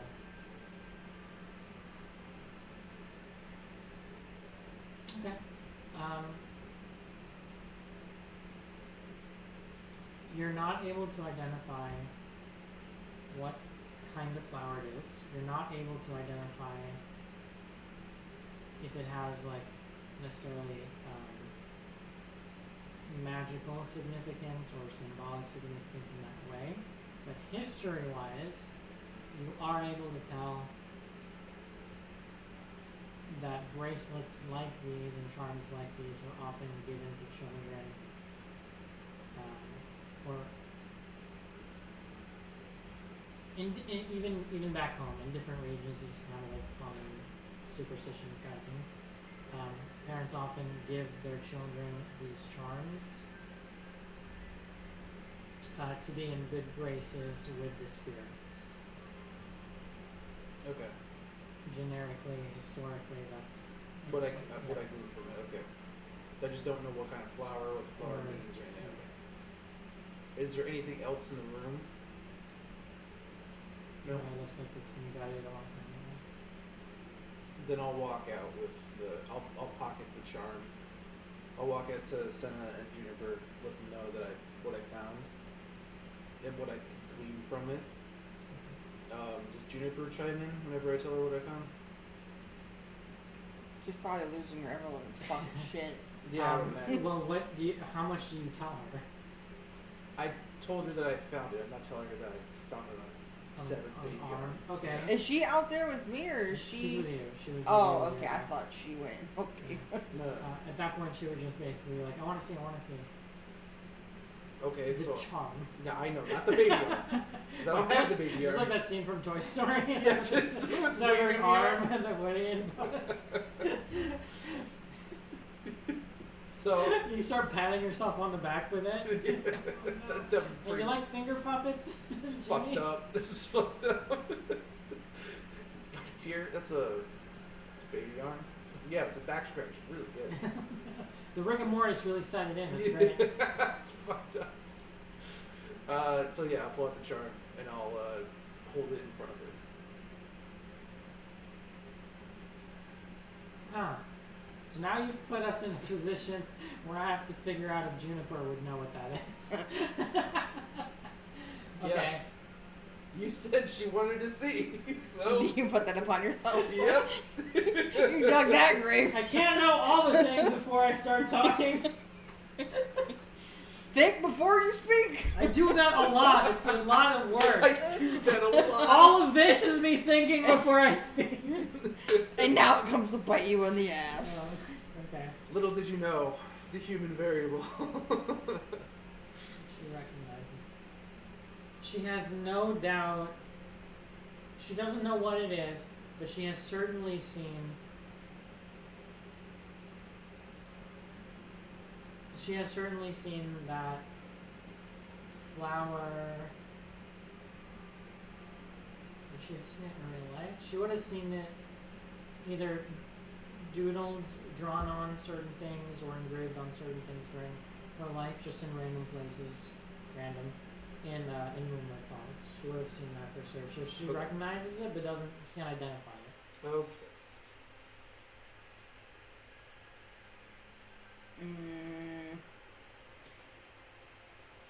I'm gonna ask you if I can see it, and kind of like when you do, I'm gonna ask you like, what is it? Okay.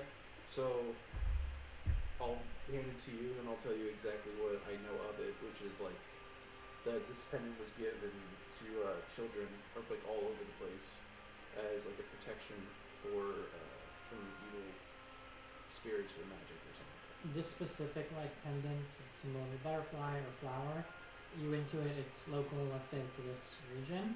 But charms and bracelets like these are a common like superstition, if you want to call it that, among just across the land, even back home.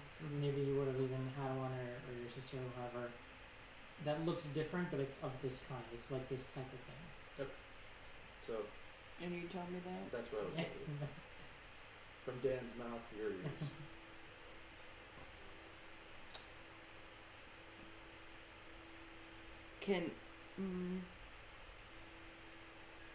Can I roll a history check on it? Because I have the experience with the orphans, Cool. Yeah. so I want to see if it maybe No, connects something. I don't know. She doesn't know shit. she's never seen a butterfly in her life. What's this thing with a worm with wings on it? Yeah, that's a solid fucking 2. Oh, shit. Oh wow. So yeah, she doesn't look familiar. Maybe the orc. Like, kids- oh, that's pretty cute. Yeah, maybe the orc kids aren't as into the fashion. No charms for the orc kids. Bam. Alright, so I'll take the bracelet back and put it in my pocket. I'll say, well, maybe Elwood might know.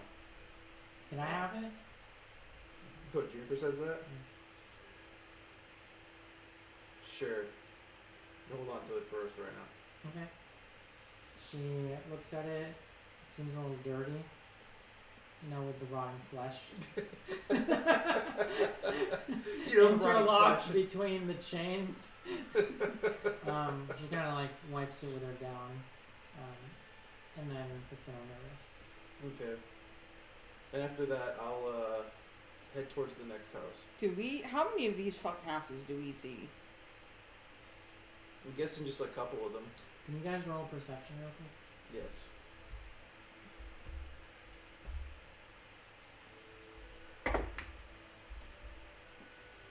$17. What the fuck did that done to? 12%. 9. Okay. See, there's so a reason I chose Rogue. Tyr watches her put it on her wrist.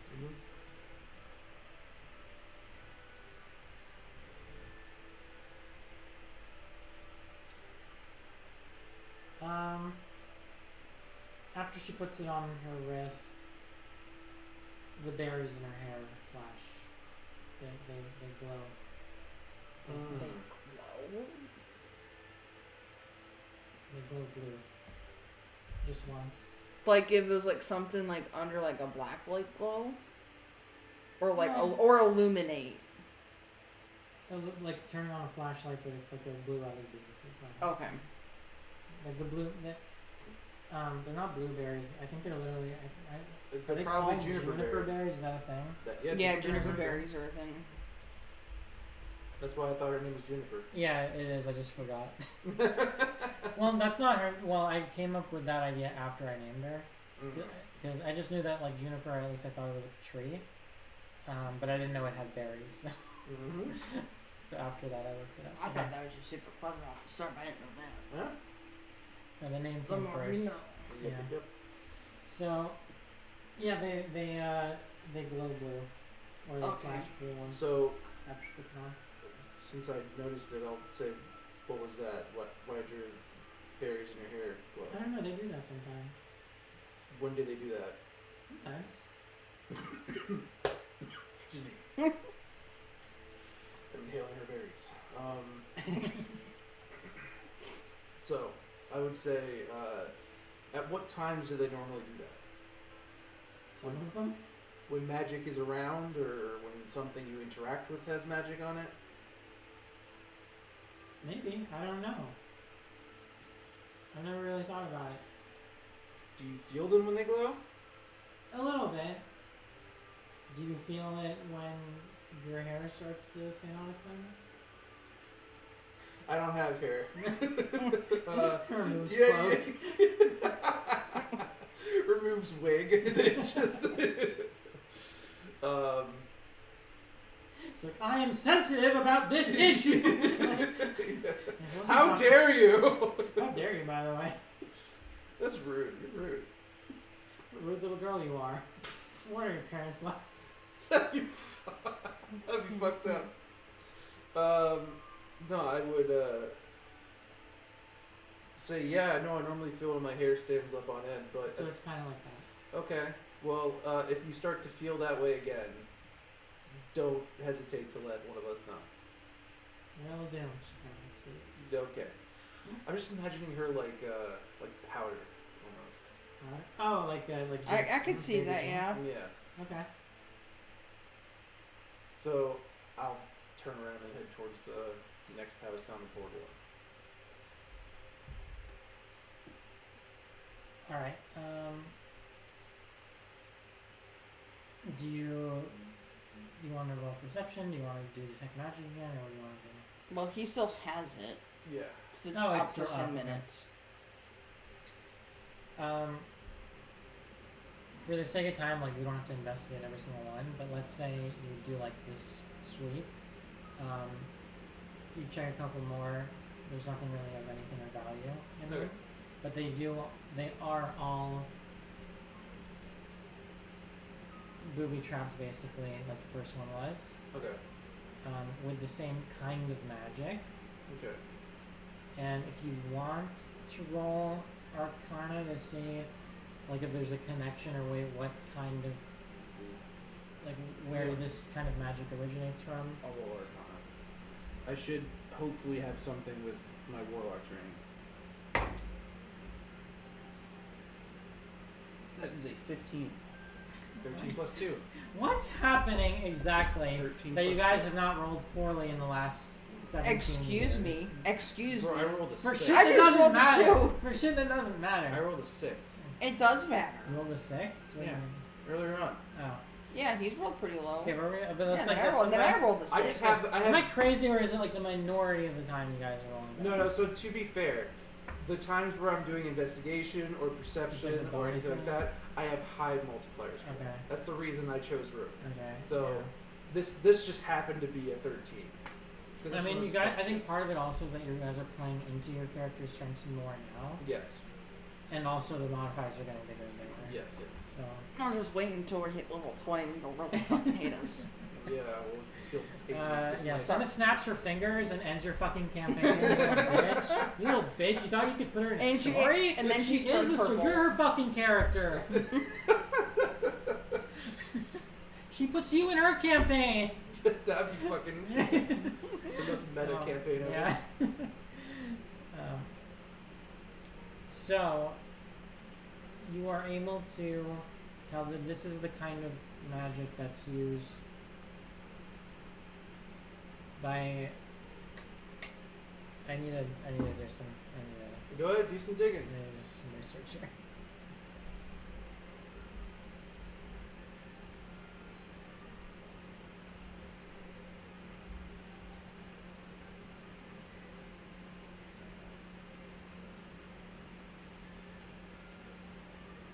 Right, so you are able to learn that this is a type of Fey magic. Mm-hmm. You recall that Fey are often known for their tricks, their deceptions, their lies, their false appearances, and putting on fake appearances of what they look like. You do wonder to yourself why would whatever the creature is would go to the trouble of trapping all these different huts. Mm-hmm. but that tells you that you're getting maybe closer to its domain, where it lives, or where it has planted something of value that maybe it doesn't want random passerbys to come across. It's Elwood. If it is, I'm gonna slap the fuck out of that sprite little bitch. So, I'm going to, after we like continue going through these houses, I realize all of them are pretty much empty and booby trapped. So I'll just keep going down the boardwalk, trying to get further in, checking the map as well. Alright, as you do so, you finally start to get closer and closer to the safe house that's listed on the map. You approach a lonely, desolate-looking hut. Standing over it is a very tall tree. At the top of the tree is a giant skull that looks like it belongs to a literal giant. And having it be just on the peak of the tree almost makes the rest of the tree look like the giant skeleton. That's cool as hell. It's gonna come alive and then it won't be as cool as that. It's gonna eat us. So I'm guessing Senna is like right behind me too. Right? Okay. So Yep, I'll you're walk telling up me back. to the hut.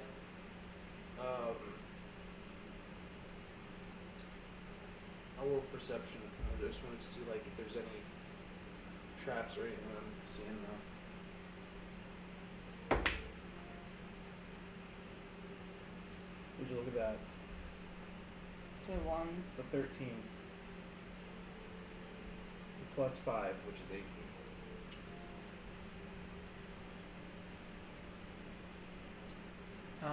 You see the roots of that large tree start to intertwine themselves with the kind of the posts that are holding together the hut itself, and those roots themselves are glowing purple in a similar, like a similar detect magic from before. They seem to be that similar kind of trap. Okay. Do I see like any of the vines or anything inside, or is the door open, or is there a door? That's a good question.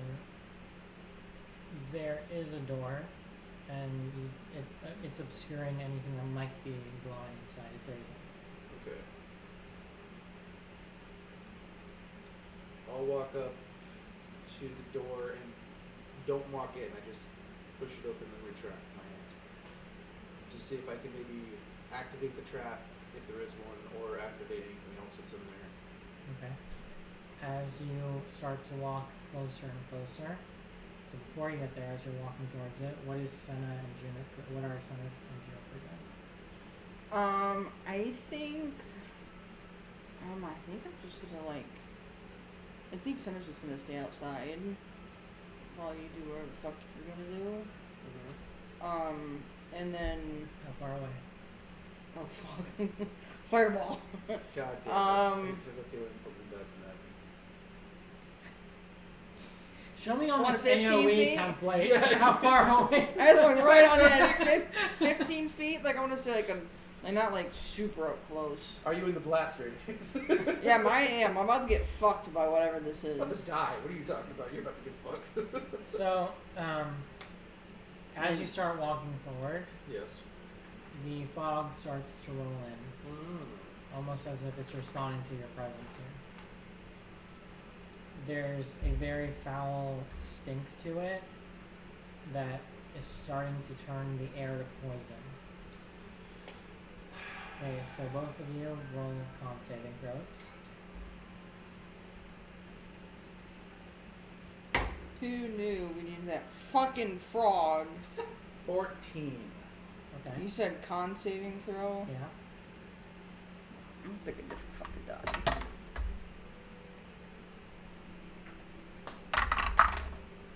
14. No way. Oh, okay. You both Yeah. survive it. Alright, you both survive it. Yes. Let's go.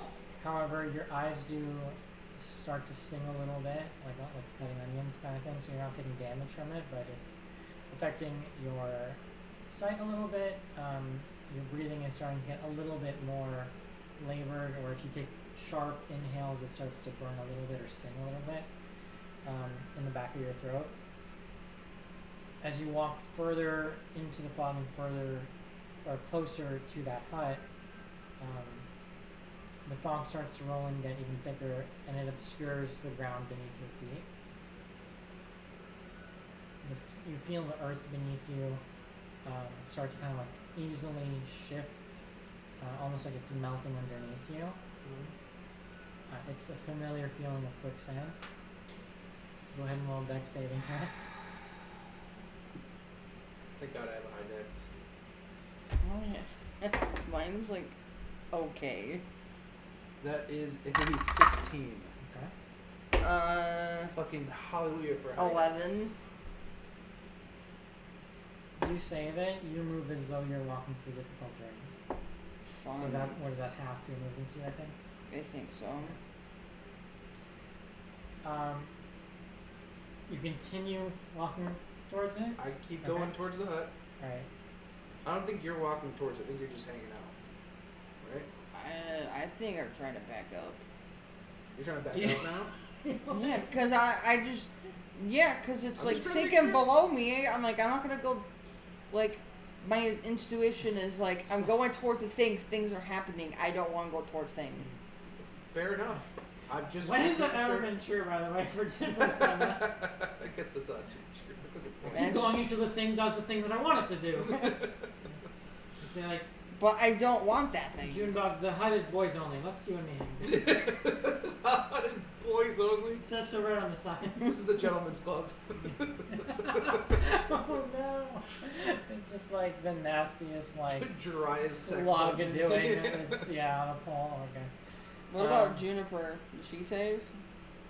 Yeah, if we're dealing with like combat stuff, we can say that she's safe. Yeah. It's a combat stuff? Well, in the sense that like difficult terrain. Dealing Oh, with, like, okay, like okay. that kind of. I thought you were saying, now we're going to roll for initiative. So as Tier walks closer to it, you start to hear the earth pounding and feel the vibrations, accompanied by what sounds like the groaning of bark and trees being like uprooted and shifting It's aside, the fucking giant. plunging rhythmically into the kind of watery swamplands. So I'm going to move a little faster towards it. And with that, go ahead and roll initiative. Do it. When I can't make it there before the fucking whatever gets unrooted. No, you cannot. I run Let's fast. say you put one step on one of the one of the staircases to get up there, at which point you're in that combat before you can get up this. But I can just run up the stairs. But yeah. 14. Okay, save the day. 10. Dad, let me be a hero! That's so fair. Oh, damn. You never do that with your other kids. Because those kids are mine. Those kids. Alright. No kid of mine. What did Tier roll? 10. Okay. And then Senna? 14. Okay.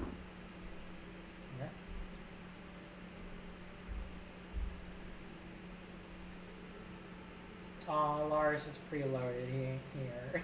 No. Alright. You roll. Okay.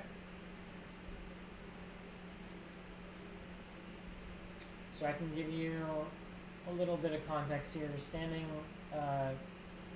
over you is actually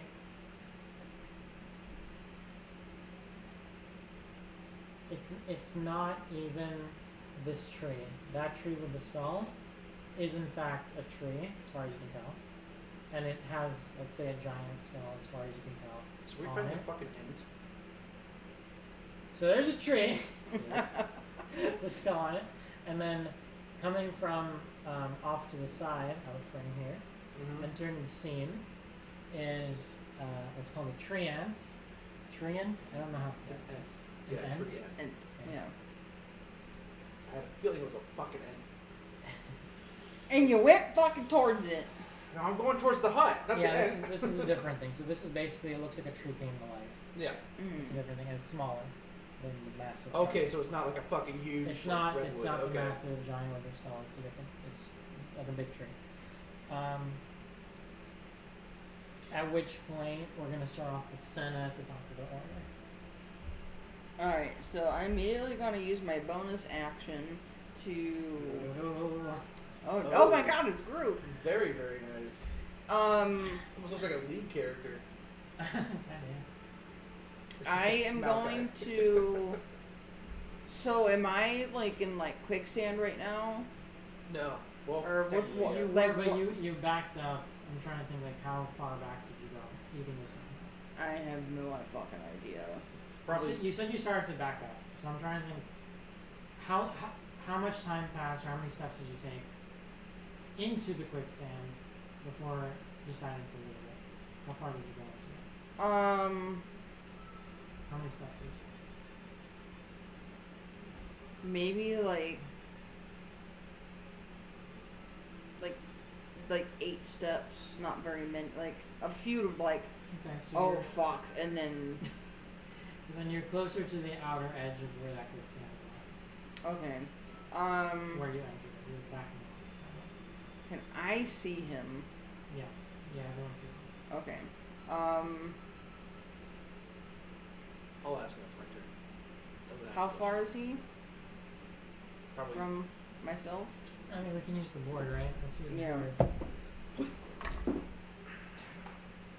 Oh, that was my fucking ankle. Elaris, you're not wanted. Sorry, bud. You're scheduled for an execution. Oh, can you grab me my bag? My You're bag? busy. You're busy with your own execution. Oh, I'm just dying. No big deal. Remind me. Meanwhile, he's like in a dungeon somewhere being like, surely they're on their way, right? Yeah, exactly. I wouldn't. Like, I know these guys, right? Like these guys wouldn't lead me here, right? He thinks back to the trial that you did with the wolf, where you guys explicitly said you would leave each other to die. Yeah, that was that one is of true. the. That was one of the questions. That is true. Not saying that. He's sitting there in a damn dungeon. That's the first thing that comes to his head. He's like, "Fuck." Well, shit. I might be. Yeah, might be screwed here, guys. Oops. Yeah, well. Well, you do you. I'm gonna get... Yeah, let you choose which map you want. Yeah, I mean, I would think this one's okay, but it's like kind of small. Yeah, I think it's okay. Also, is this? I'll just ask you now. Is this thing flammable? Well, it's made of wood. That's a good question. I can search it. You can try and light it on fire. I can Well, I search mean, it. I know it's made of wood, but it could be damp wood, which is not as flammable as not damp wood. Yeah, it's also like, I don't know if it counts technically as like a living creature. Like, I don't know. Well, I mean, if I'm Let's fighting see. it, I'm guessing it's still a living creature that I can kill. But if it's made of wood, I want to know if I can burn it alive. Let's Google. I like the question. Yes, in D&D such as 5e, treants are officially vulnerable to fire damage. This means they take double damage from any fire-based attacks. Well, good news for me. I have a fire ability. So they're not automatically on fire mechanically. 5e rules state that taking fire damage does not automatically set the creature or object on fire unless the specific spell or effect says it ignites them. Okay. Does it say ignite? Yes, it does. Okay. A flammable object hit by this spell starts burning. Alright, cool. Alright, well, it's not my turn yet, so. Well, I was gonna ask how far we were. Oh, So yeah. I want to Well, see. yeah, Senna's up first.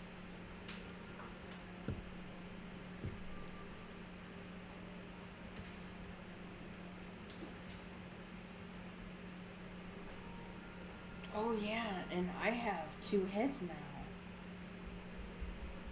What?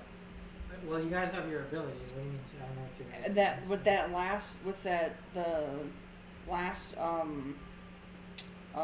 do you want to call 'em? Upgrade? Yeah, I get two. I have like 2 hits. Oh, 2 hits. I heard 2 heads. Oh.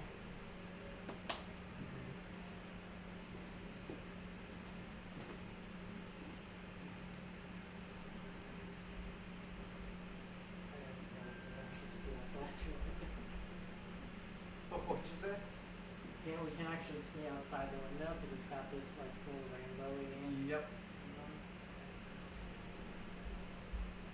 I kind of like it though. Yeah. Like how you like rainbows so much, you're like, no. Yeah, that's the Not only nice. thing I kept from these motherfuckers. I mean, it stops a lot of the light from coming in. Mhm. And I think it's really pretty. It's also in I think it's on all the windows. It's cool. What are you looking for? I was looking at my feet. Okay, so where the fuck are we? You can decide. Let me figure it out together, honestly. Yeah, so let's say the hut is off screen, and this is like, this can represent like, you know, the walkways and I guess, but let's say they're like, it's solid-ish ground, you know, around here. So it's like, it's kind of a decent representation. Mm-hmm. So if we want, we can say that he's coming in. Where do you think would make sense? If you guys are like coming in from here or something like that? Yeah, we can do that. Maybe he's over here. Sure, that can work. So that means I'm pretty much what, like, yeah, if Yeah, well, again, like, let's say this is not the hut. Let's say the hut is off screen. okay. So I mean, I pretty much was like what, touching the stairs. So I'm like what, back here? Yeah, that's a good point. Okay, yeah. Alright. And then I said I was like, what, 15 feet back? So where would I be? Over here maybe? Because I'm on solid. Maybe we're like further. Well, if it's like, if you were 15, I'd say like yeah. right here. Alright, so let's say. Where's this fucking small child? I found this little one if you want to use her. I don't know. Oh, I like that better. Okay, so then in which case, yeah, he would be coming on like from here, and let's say the.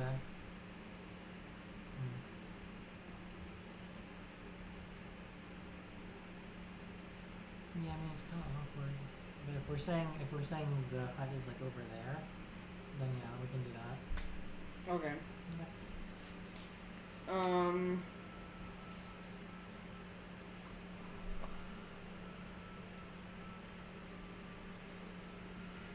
Let's.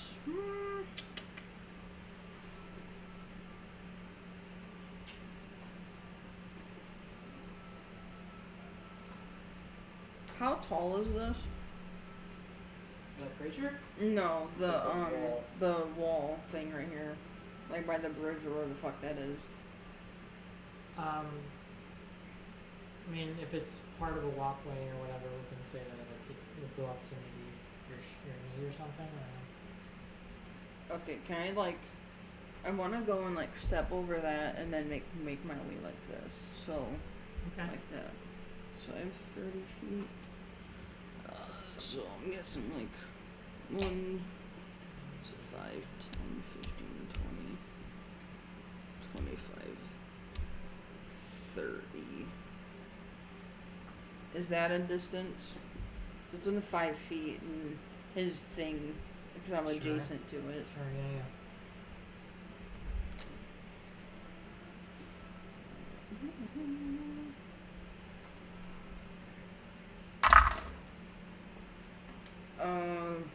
What's 18 hit?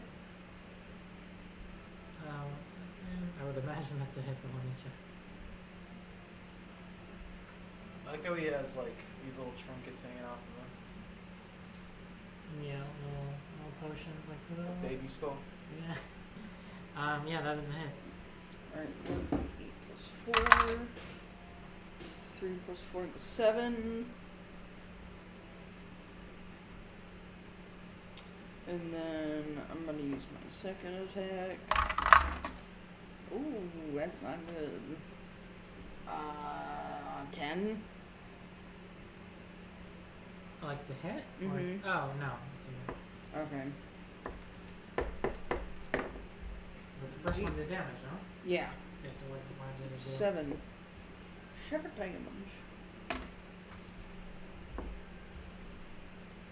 Alright. And then,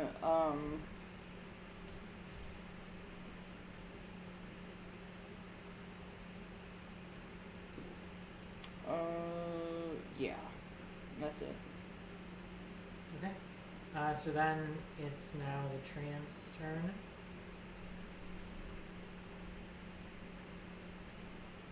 At which point he's going to use his slam attack, which is a melee attack. And just because you're in front of him. He rolls a 9. No. It's a miss.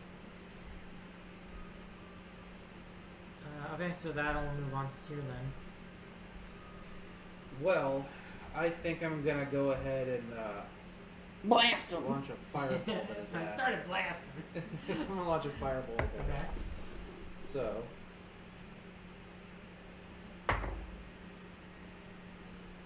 That is an 8 to hit. To hit, that's a miss. Wait, Do you have one or multiple? no, I have 2. I think. No, I have 2 Eldritch Blasts. Wait, what did you hit him with? I tried to hit him with a fireball. Set him on fire. Like a literal fireball? Let's Bolt, remember. B-O-L-T. Oh. Let's remember. Well, to I'm like, use- God damn, I'll fucking murder you. No. Yeah. Before I forget again, let's remember to use, and if I forget, like remind me, to use like your special abilities here with the little critters. Oh, yeah. Well, mine's just flying. Yeah. So I'm trying to think if like would it have come into effect during your turn? As a bonus action, you grant yourself or an ally fly speed equal to your current walk speed for 1 minute. Movement using this flight is completely silent and ignores opportunity attacks from creatures relying on hearing. Well, we can just say it. Yeah. Okay, I guess that makes sense. Alright, so would it have come into effect? Like, would you have wanted to use it? Mm-mm. Okay. So in that case, we can keep going. Alright, does Tyr have anything else? Yeah, bonus action. No. Actually, wait. Well, I mean, you How got would the. I check? How would I check? It should be on your bonus action section. Under, where it's like actions, and then it should say bonus actions. Like right underneath it. Oh, I do have a bonus action for rogue, but it's only for dash, disengage, and hide. Oh, yeah. So. And then what little fucker do you direct? The oh, yeah. Add the Yeah, gecko. that So dude, but- there's no reason for me to use it right now. So it's once per long rest, right? Or how often can you use it? I forgot. You can, I'm thinking you can use it like however much you want until you can use it like once per day basically throughout the different fights that you have.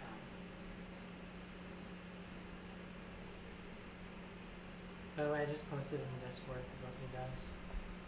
Like what the abilities are. Well, perfect then. Can we pin it? Yeah, well if we're gonna do that then I'm just gonna post all of them. Yeah, just delete that or just edit it. Yeah, one sec. Edit it. So many did it.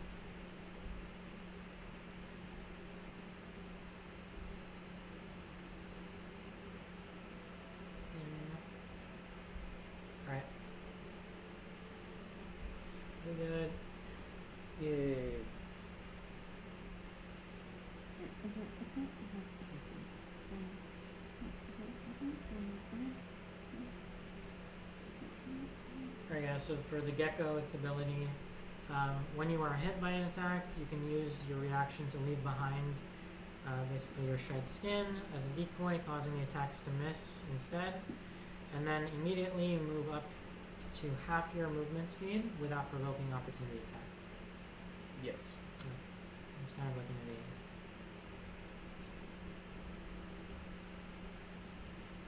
Fuck, you said how often could we activate this? Thinking you can use it throughout all the different encounters that you have that day. Like once per encounter, or? Probably once per encounter, I would imagine. Or can you spam that shit like Revelio? It's interesting. I didn't think about that.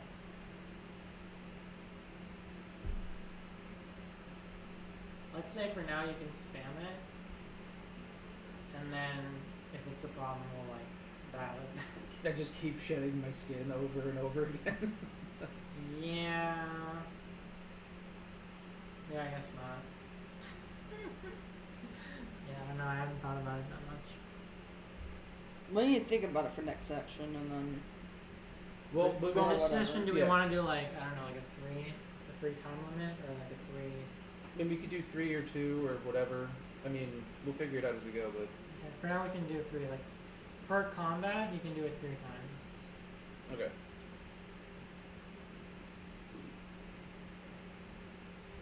That sound good, Maddy? Mm-hmm. Alright. Whose turn is it? Assuming Definition's Tear's turn. Yeah, because I'm not going to use my power just yet. Right, so we're back at center. Oh, what about Juniper? Is she doing anything? No. No? He said she's Kinda not hang out, yeah. joining in combat. Picture her like up in a tree safely. Oh, I got you. Concentrating on keeping your abilities, like your Okay. your buffs active. Alright, does a 24 hit? Yeah, it does. Oh, fuck. Where did my D go? 7 damage. Okay. Second hit. Oh, that's a crit. Oh, okay, so what does that do then? We're doubling. So I'm Whatever double your this next- and then plus. So it's double the die plus whatever plus 4. Oh, that's an 8. That's a 16 plus 4. That's 20 damage. What about Holy the shit. What about the 7? Is it plus also that 7 from before? Yeah. Okay. Well, the 7 was the first hit, and yeah, the but second hit. I didn't do it yet, so we're Oh, at yeah, 27 damage. Yeah. What a fucking turn! Let's go. That's juicer return. Juicer. That was the absolute max damage I could have done. That's amazing. I rolled an 8 on this. All right. And do you do anything with your fly away? Where the fuck is that little asshole at?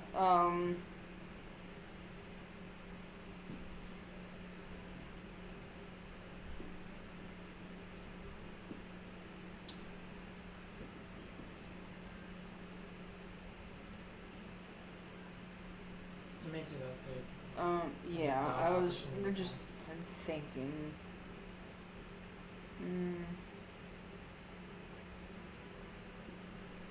I want to fly behind it. I want to activate it, Okay. and I want to fly behind it. Okay. Cool. That has line of sight to Now, Fireboy. and now you have flank. So now you have advantage. Oh. Smart, actually. Wait, what? Flew behind it. Oh, now I okay, have I advantage got you. because of flank. Cool. Okay, I like it. So that's my turn, I guess, or it's his turn? I think it's Tears, yes. Okay. No, wait, sorry. What did No, I say? think it's his. No, yeah, it's the tree. Yeah. Okay. In which case, it's looking now at Tyr, and it's going to try to make a slam attack. But I guess it has to get closer, right? So let me see what the range on it is. Well, it's just a melee, so yeah, 5 feet. So does I'm that gonna mean take you take opportunity opportunity of attack? attack. Yeah. Okay. Cool. So I'm gonna do that. Oh, back, go back. 20. Does that hit? Yes.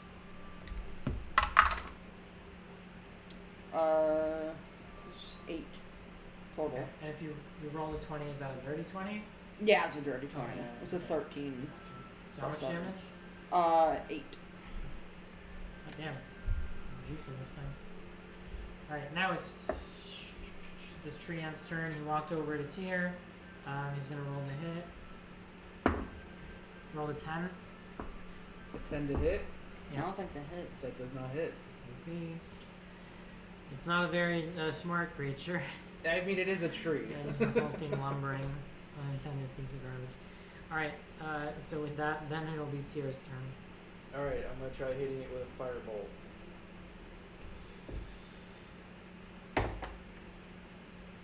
Oh my god, that's a nat 20. Get the fuck out of here. Dead fucking serious. Damn. He's gonna burn Damn, himself back to smoke back. down. That's crazy. That's fucking insane. Alright, let's do it. Alright. So it's whatever you roll on your damage die plus your modifier. Damage die plus modifier, okay. Yeah. So that's 2d10s. Where the fuck is a d10? That's not it. They keep doing this every time. That's a d10. So 6. do you roll the 6? I rolled a 6. It's Okay, 2. so it's 12, Jesus. and then That's a 0. Plus 4. So 12 plus 4 is 16. No, yeah, 12 plus 4 is 16. you roll the 0. Yeah, it's a 10. It's a 10. It's Okay. a D10, right? Yeah. Yeah, so Okay, that's so it's 10. 20. So that's 32 damage plus Plus, this thing is also on fire now. plus no. What's your modifier? 4. Damn. You just did 36 damage, are you fucking serious? I think so. Did I explode this fucking thing? I got a Boom! crit. I got a crit. 2d10, yeah. Because that zero, the zero's a 10. Did I explode this thing? I exploded it! Let's go! 2 crits, let's go! Let's fucking go! Hell yeah! How do you want to do this? Right in the gooch! I want this thing to go up in the most monumental flame ever after burning a fucking hole right in its chest. Oh, I was gonna say you just grab it in the gooch and just. That's what that's how I would have done. You could do it. Okay. Describe it, yeah. Okay, so it's up on me now, right? Yeah, it's on you. Okay, so pretty much what I do is I do like almost like a fucking. Oh, have you ever seen One Punch Man? Yeah. You know how Genos does this thing where he's like holding his arm out like this? I haven't seen enough of it. So basically, I'm just gonna be like a Kamehameha almost, just Okay. right into his chest at like basically point blank range, and it's gonna go and light him up on like a big ass bonfire. Alright. You put its hand on its chest, and it's not as romantic as it seems. Things are getting hot and heavy, but not in a good way. So it basically starts to rumble inside his chest cavity and starting to spread and smolder. The bark in his limbs starting to like crack and open up like rivers, just like cutting through a series of mountains, just splitting him open until little flakes of mulch are basically flying and splintering off from side to side.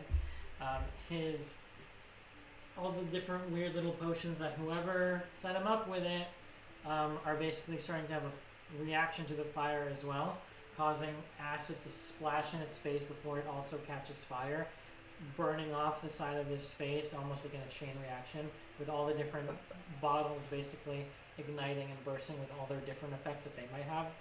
At which point entire limbs are now starting to like crack open and cleave off of him, until he's finally almost just like splintering and staggering, almost like a massive tree in its last leg about to burn down after being fully engulfed. Is there anything you last want to do before it finally hits the ground? Put on sunglasses and say, cool off. Yeah, light cigarette, yeah. Not damn. So you did it. Good job. Well, I wasn't expecting to explode this bitch. Yeah, so. me neither. He had an ability I was gonna use, where he can make other versions of himself by other trees. Like he can turn other trees. Oh, into thank him. God. Thank God we Yeah. murdered You him. did it before. We, You we- did it before I could do we it. committed first degree fucking 2 murder. fucking crits back to back. That's Yeah, beautiful. well done. Okay, sweet.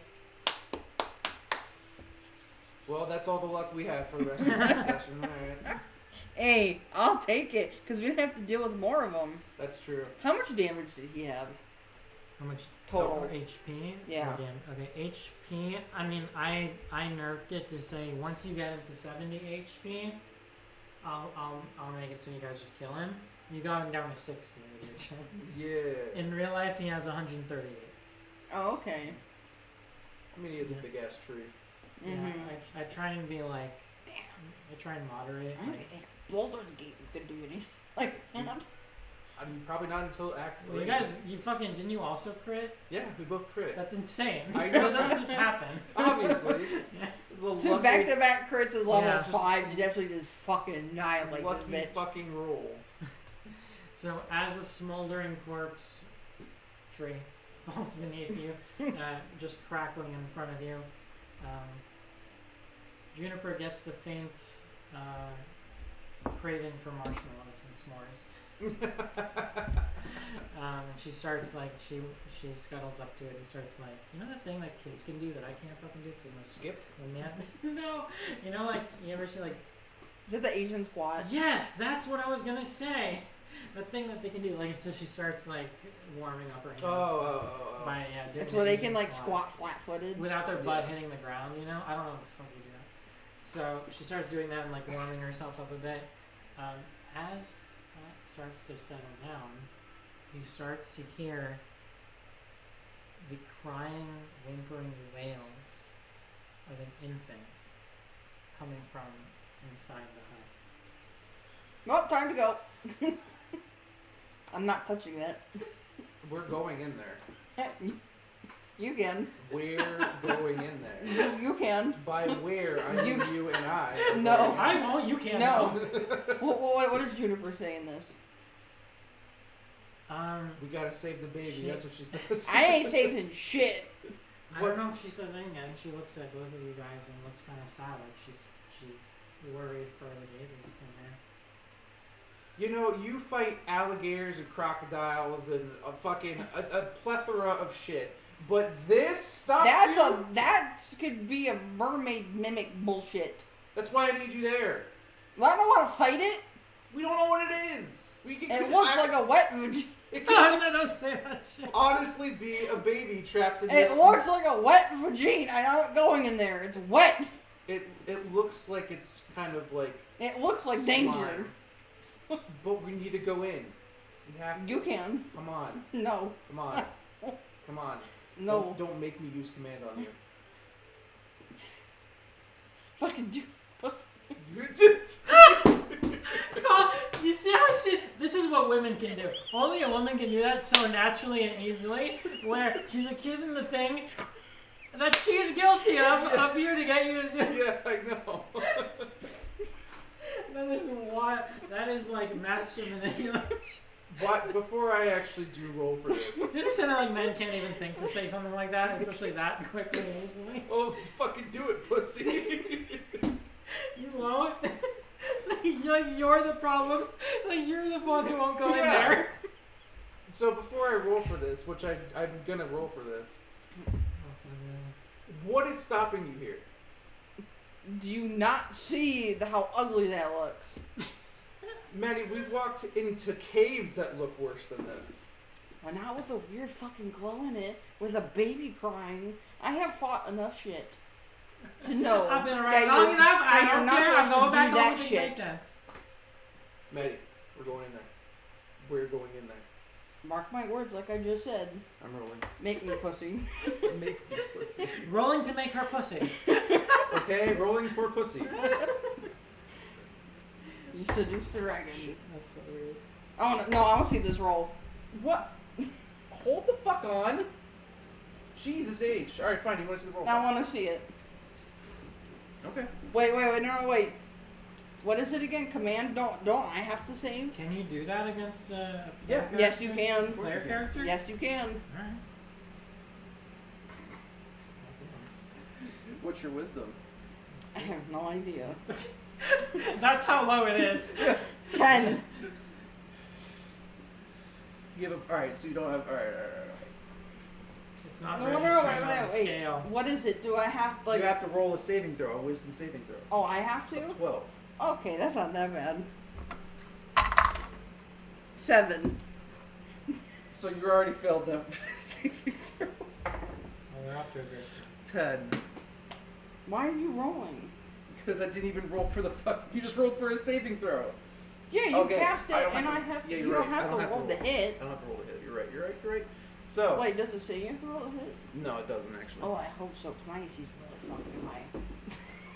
No, it doesn't say that. Fuck. It says just roll for the saving throw. So, now that I have you commanded, we're I going. You know what? articulate. You know what? We're- I'm gonna use an inspiration. Okay.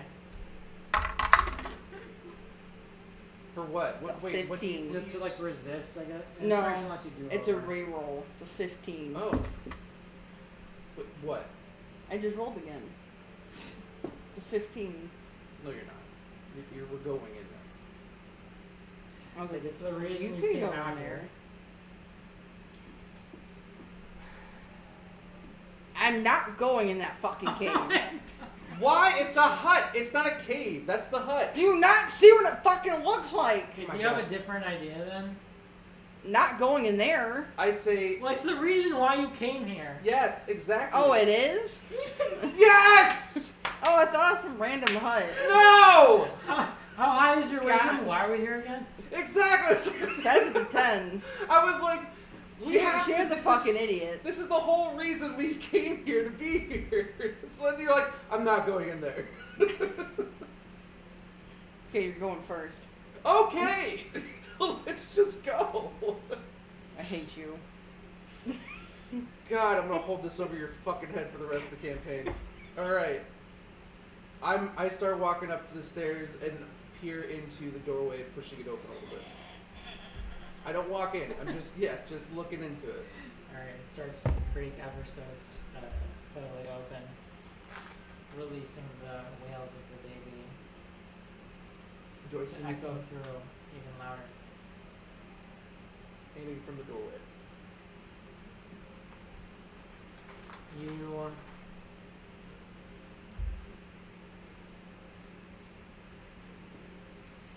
You see glimpses of small little light sources.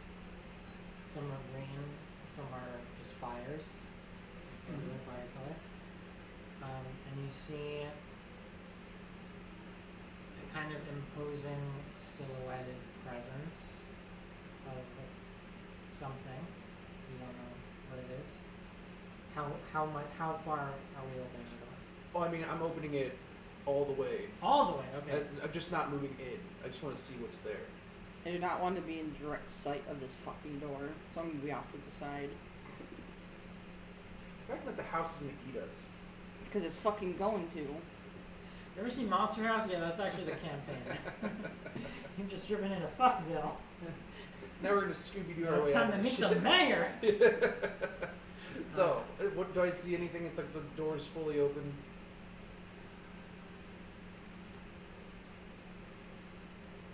Standing in closer to the back wall, not really in the middle of the room or closer to the door, is a cloaked figure that seems to be taking up a reasonable amount of space. It doesn't quite look humanoid, or if it does, it looks warped and not really like a healthy normal person.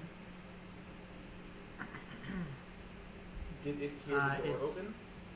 Yes, it certainly heard all of the things that have been happening Okay, outside. just making sure. All of the Um, things. It's kind of hunched over. It's not very tall.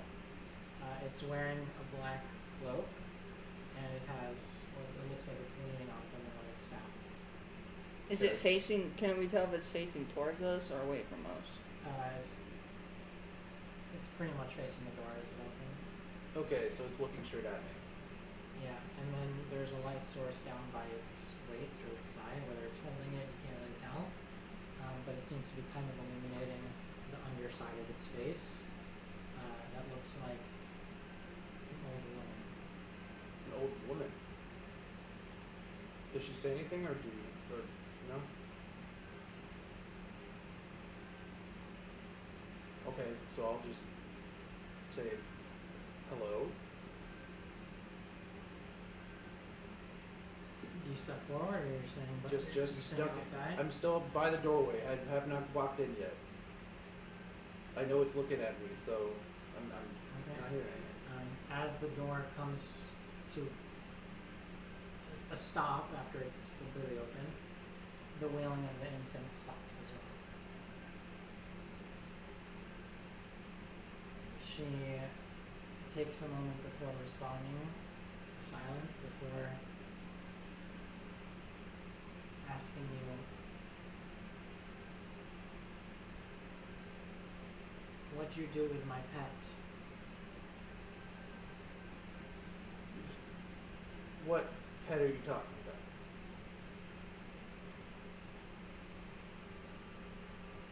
I heard quite the commotion outside. That was you.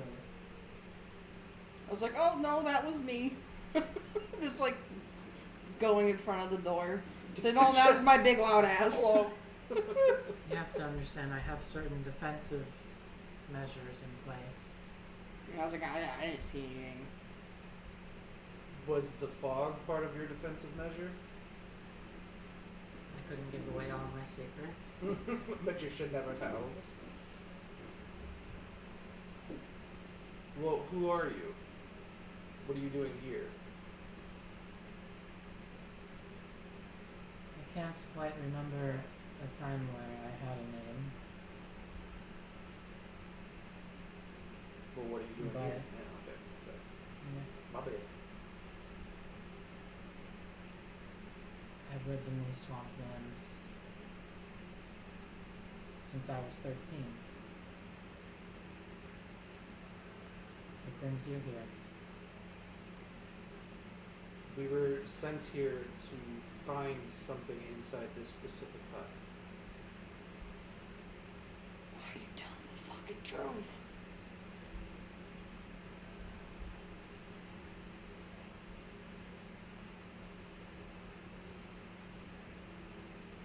Then by all means come in. I nudge him really fucking hard. boot your ass. I look at Senna and grab her fucking wrist. I'm and behind you. walk I'm in. behind you. I know. I No. look at Senna, grab her wrist. And I pull away. Nope. Yeah. I walk straight No, forward. I take my knee and I shove you like 3 feet in front of me. I'm holding onto your wrist. Okay, I pull away. Okay, Come here. grapple. It's time to grapple.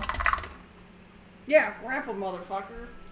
We're gonna wrestle in this woman's doorway. Yeah, come on, beat an 18.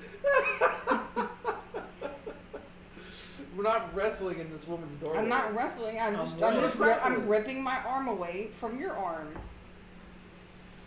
Now you're rolling over here so I Why are you can see being it. such a turd? Because I want to be.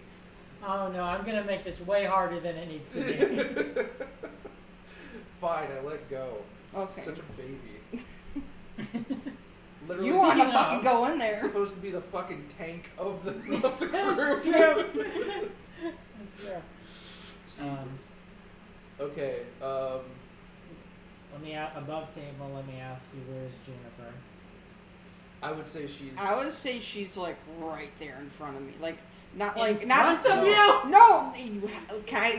You're jumping to conclusions.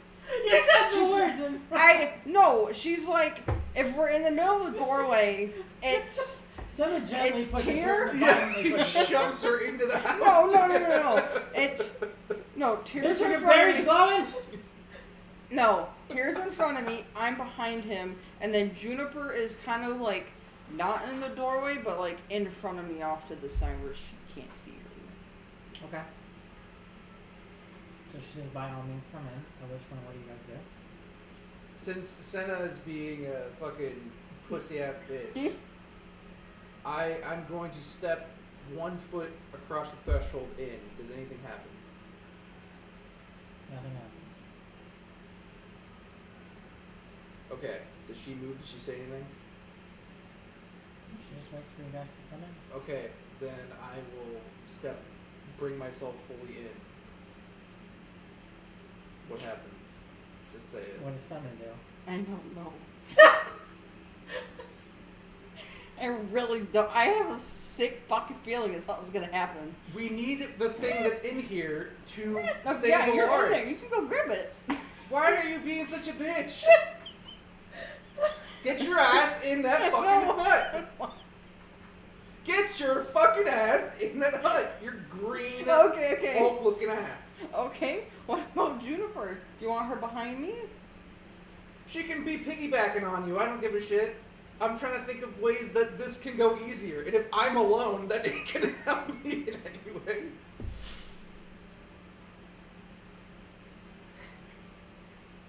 I really fucking hate. I really hate this. I guess I put Juniper on my back and I fucking walk in with you. There you go. There you go. I'm gonna, if something fucking happens, I swear to fucking God. Come on, you prove that you have that massive cock. That's all you gotta do. I know it's cold. It's cold. It shriveled. shrinks It's like a really frozen turtle. It's inside now. It's really cold. It disappeared up into itself It's an innie, not an outie. like a frightened turtle. I was in the pool. I was in the pool. I It's swear. cold out, I swear to God, there was a breeze. You felt it. As you step in, you hear her take a long inhale through her nose. At which point, She was like angrily trying to swallow Sprite, and it went. No. I was just looking at you and it made me laugh. It didn't go all the way up. It was almost there. I can see it in your face, like, oh shit. Oh yeah. It was about to, but I think I swallowed beforehand. Anyways, continue. That's fucking amazing. it's Anyway. a long and cherished inhale, non-choking, through her nose. At which point, what she's holding at her side, as you guys get closer, becomes more apparent. It looks like a lantern or a series of candles. As she inhales, the flames rise and grow larger, and as she exhales, they shrink back down to normal size once more. As they flare up, that illuminates her face a little bit more, and you can see as you've stepped in, she starts to smile. Now illuminated more with that light.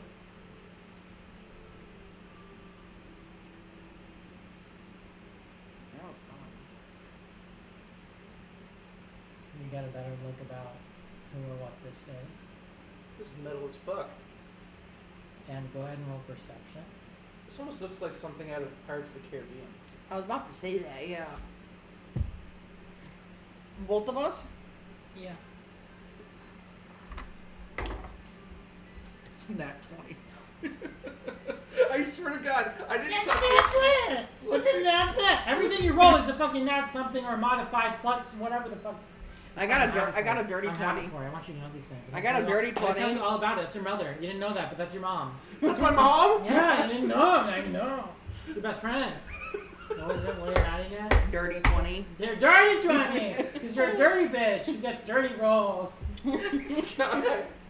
Oh, beautiful. Beautiful. Okay. It's a dirty 20 because you're a dirty bitch. What's some dirty die? God. Okay, go ahead and roll Arcana. Arcana? Okay. Yeah, well, both of you actually. That's a... No, I'm just kidding. It's a nat 40. It's not really done. It Nat actually sprout 40. a whole new bunch of sides. It's a 13 plus 2, so 15. 6. Okay. Senna is able to perceive the fact quite clearly that this is not just some old woman, and gets a very good look at her. while Tira has more context and is able to identify her as a green hag. She's a witch of the woods. So, let me see if I can. I want to see if I took a screenshot of that. This is just reminding me of the fucking hag in Baldur's Gate. You know, in Act 1. I don't know.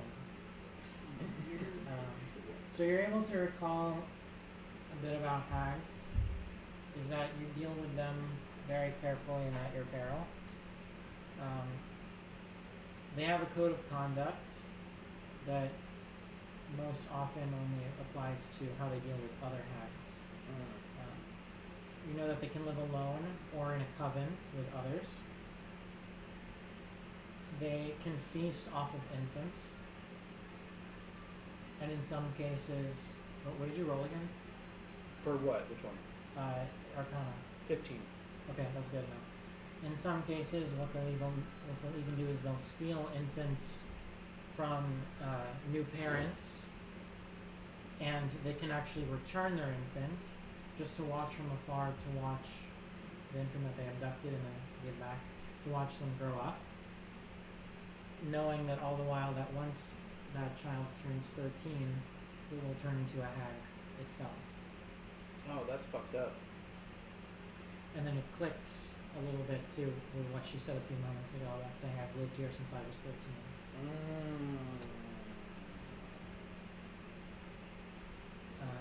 You recall that you can bargain and make deals very cautiously rather than fight. They are open to that. And what you know about hags as well, and that becomes very apparent from her appearance but just her surrounding as well, is that they hate beauty, they hate life, they hate goodness itself.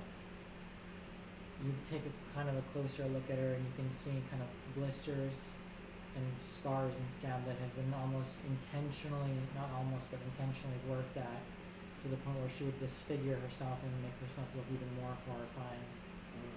That is the degree of hatred that they have for beauty and goodness and health. Okay. As you step in and she inhales,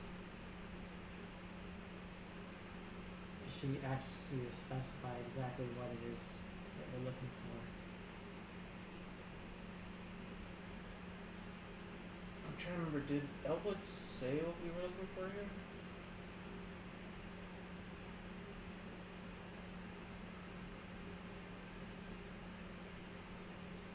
He said that there was. Fuck, I didn't write it down. Yeah, I know, I completely forgot. I forgot to write it down. I think it was some kind of document. I'm pretty sure it was a document. Dan, can you help us here? Yeah, I'm reminding myself too, to be honest. So Juniper said that the book that she found mentions the safe house.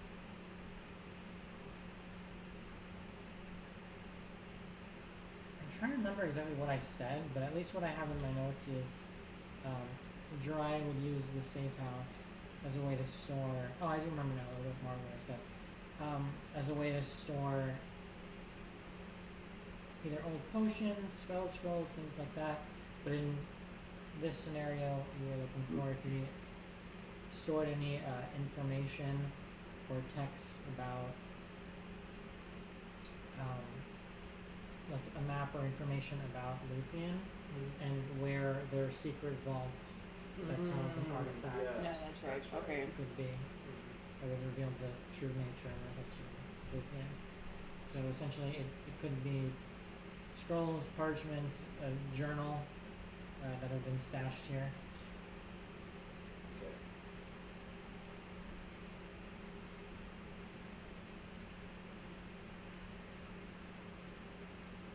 So, what she said? What was the last thing she said? Or she's not. Oh, she basically asks you like, what exactly are you looking for here? Okay. I feel like we should just actually tell her the truth. She'd probably detect if it was a lie.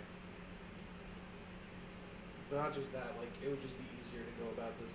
because she probably like has read most of whatever's in here. We could just barter it away.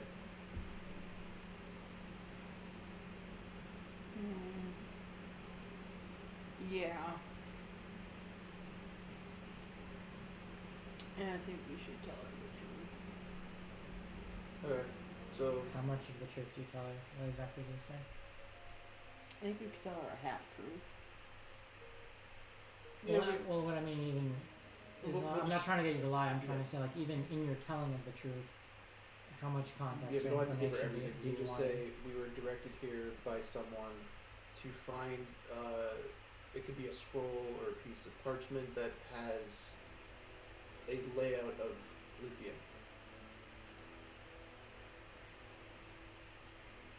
When you are you good to Yeah. go with that, or you want to Yeah, change I was that? just thinking, yeah, Okay. yeah. When you say Luthien, her ears kind of perk up Mm-hmm. and her mouth widens, like she's almost like adjusting her jaw, just kind of like cracking it into place, and like a dry smile, half open jaw starts to like etch across her face, almost like a snake when it unhinges itself. It looks almost unnatural the way she's doing it.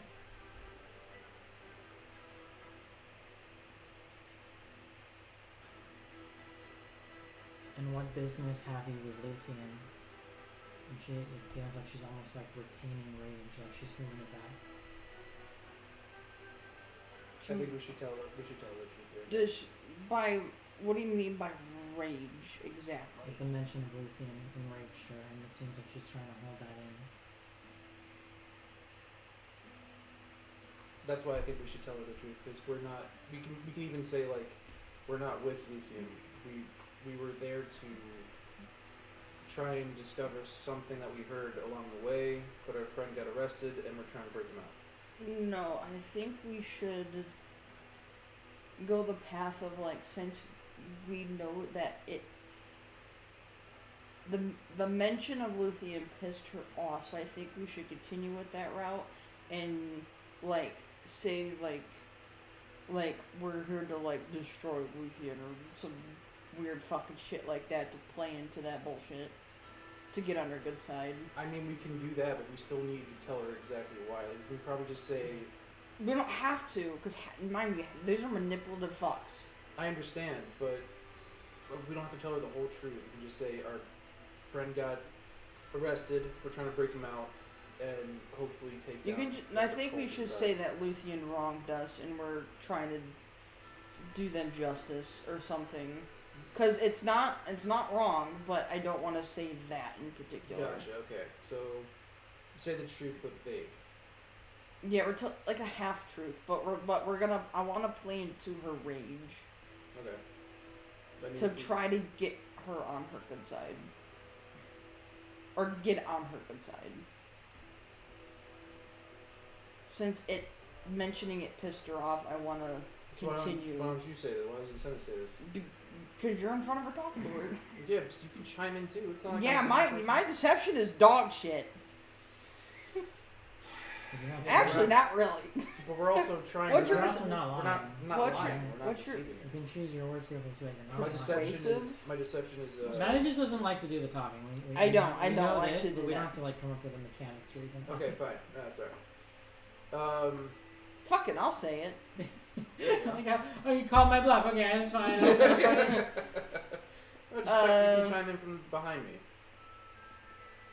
Yeah, I'll just say that Luthien wronged us, and we're trying.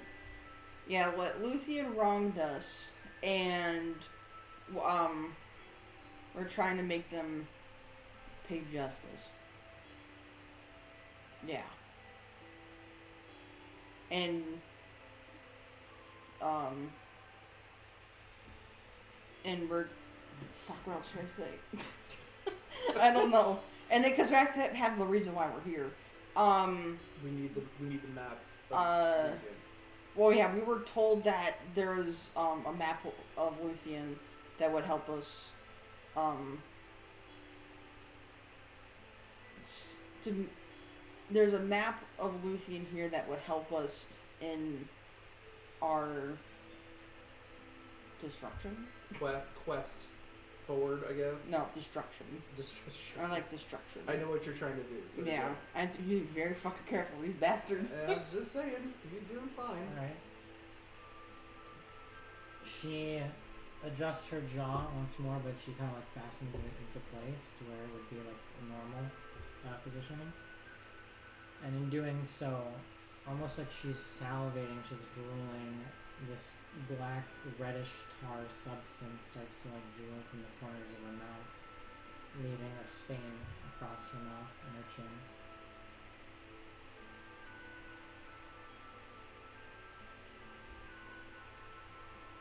If you want access to my wisdom, we'll need to make a bargain. I think I know what she wants. She examines Senna closely, then Tyr, then back to Senna. Her eyes wander her up and down, looking over her shoulder. She sees a bushel of leaves, twigs, and berries floating from over the side. Juniper is holding onto her quite tightly, bearing her head in between Senna's shoulder blades. You hear her say, "The sweet scent of juniper berries." And she licks her lips, almost like she's seeing her favorite meal brought directly to her door. So, she takes a long, dry pause. "You've returned.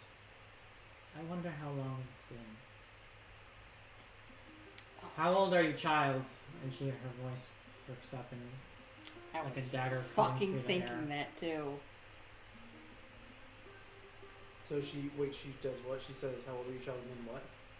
I missed the last part of that. That's what she waits. She waits for a response. Do we decide if she responds? You can decide to speak up before or let her respond. What do you think we should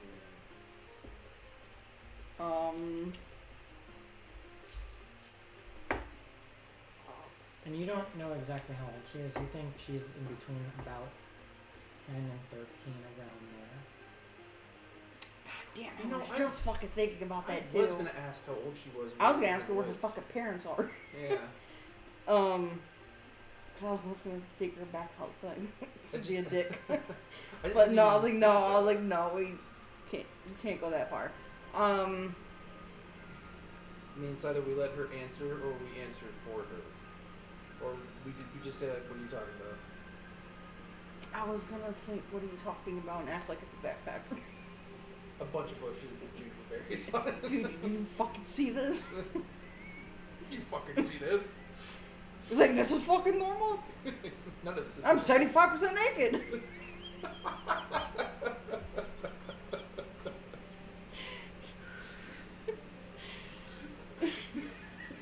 Do you see this? I have no fucking pockets.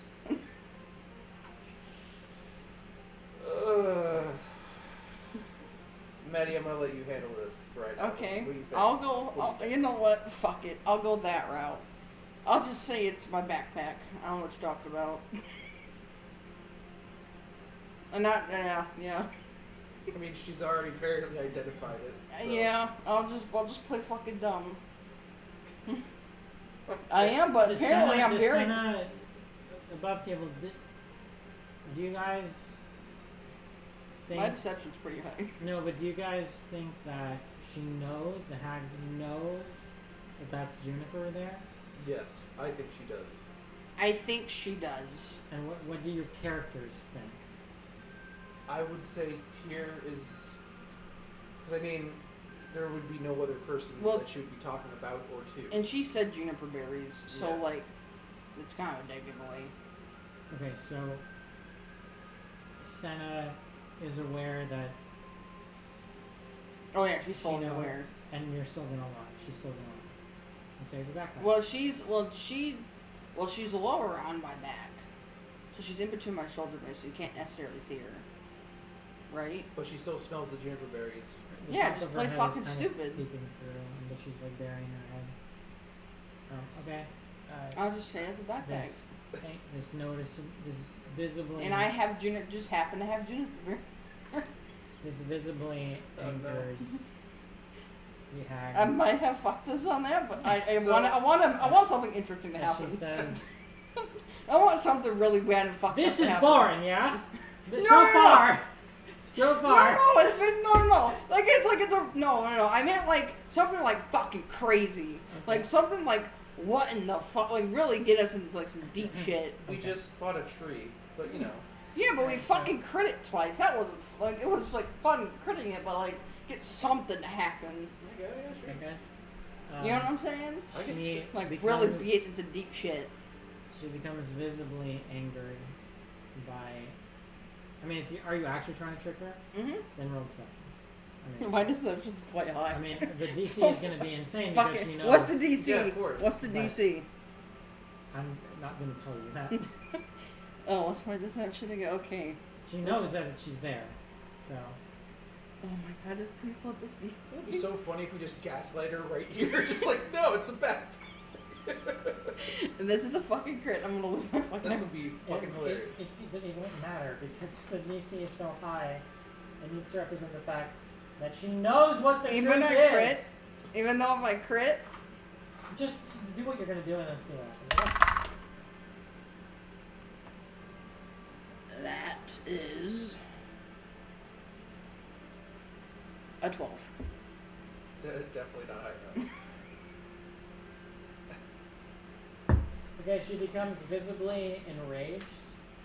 So, Then you would come into her home, bring her her favorite snack, can Tyr chime in? and lie. Yeah, but I'll Let him finish. Finish this first. at least visually this is the setup, and then you can. I got you. The setup is basically she becomes enraged by this, and she takes a sharp inhale, at which point every candle, lantern, vial that she's got in this place bubbles and increases, and what's the word I'm looking for? It flares up, basically. Okay. She doesn't say anything just yet. If there's something that you want to say before she speaks or something. Yeah. Okay. I was gonna try and diffuse the situation.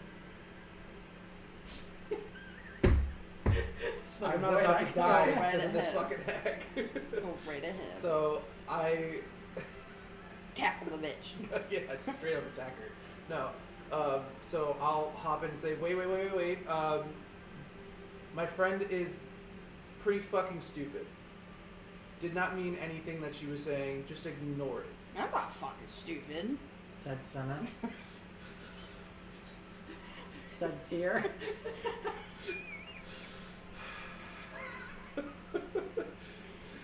Please just ignore that. She thought it was a smart idea. Can we please just try and be I civil? have a backpack. I don't know what you mean.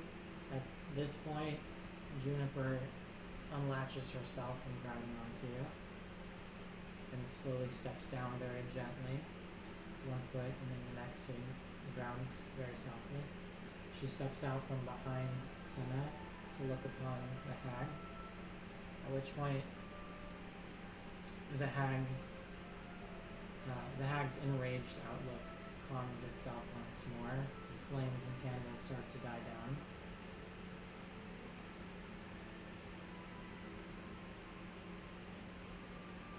And Juniper says, 11.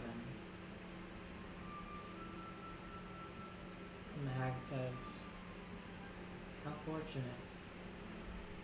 There's still time. I'm looking up a D&D roll. Just be gone. Okay.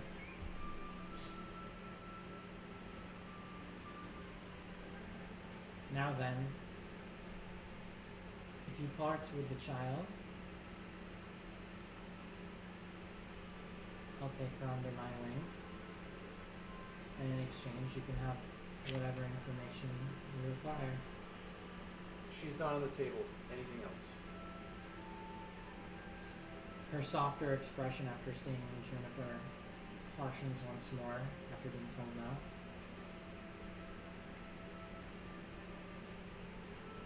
If not the girl, what else do you have to offer?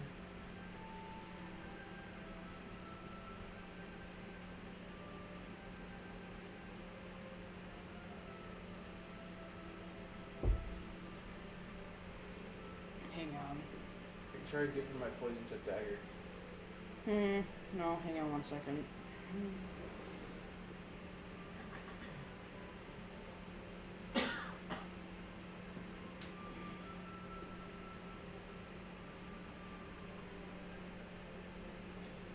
I have an idea. Okay. We'll see what she's doing first. Okay. Okay, what was your idea? Try and sell this dagger to her like I did to Bryn. No, that's not gonna fucking work on a hag, dude. Why? I have high persuasion. No, she like wants something. Like your fucking soul or some weird shit. I mean, we don't know that. No, she wants Juniper, but we're not giving her Juniper. Yeah, I know that, but I'm just saying that hags wants like Oh, You we n- not could get her like- something inside the vault. When we actually go rescue Elaris from this, we can say we can get you something from inside of the game if you've been wanting something. we can ask that. Okay, so we'll try that. Yeah, let's try that first. So we can say she's not on the table. We've offered to protect her. We're duty bound to protect her. But with your help getting inside Luthien, we could find something that you've been wanting and bring it to you. You see her eyes shift. She's mulling over what you said. You first noticed her eyes dart to the side when you mentioned the fact that you promised or your duty bound to protect her. Promised who? That I can't answer. Tell me, is Elwood still well?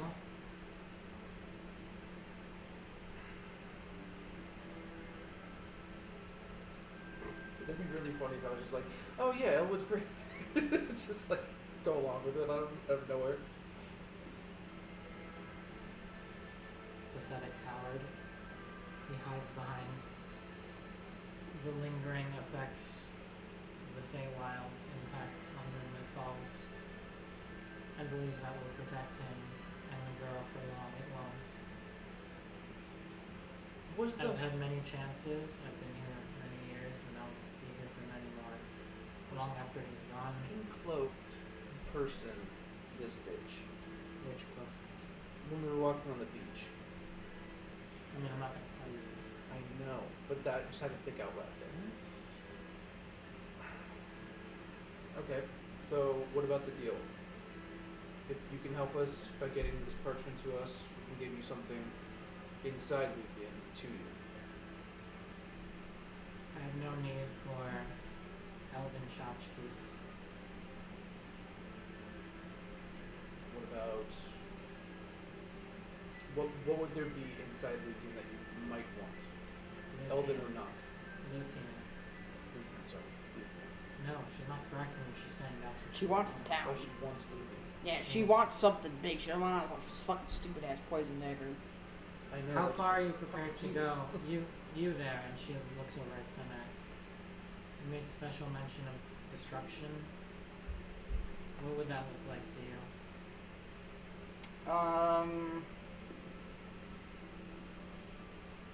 What would that look like to be? Barrels of ale behind explosions. Walking away, slow motion.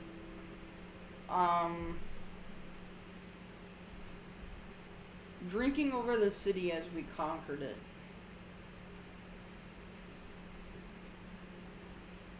Pedestrian, another conqueror for the sake of it. What would you do with Luthien under your rule? I would make it a home base for,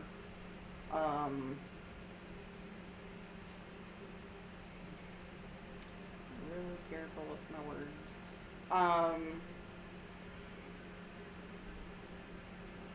I'm making a home base and a home city for, uh, um, for the.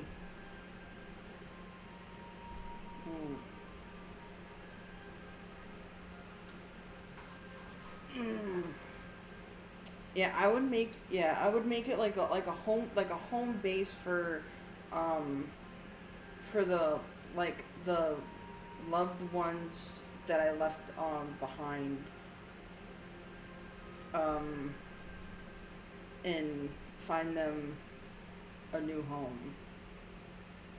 Yeah, some bullshit like that. Because it's not 100% wrong. I mean, you're not wrong. Are you trying to persuade her? Or No, I'm just like trying to I'm trying to find a new home for my. Is that a lie? Yeah. Oh fuck. Well, deception then. Why are we doing this a second time? Because I want to cause chaos. You just want to fight this bitch. The 15. She believes you, but it's not a convincing argument. Okay, well, we She got said- that far. No. We got that far. She didn't get angry. She There's that. says, I care nothing for your loved ones. It would make my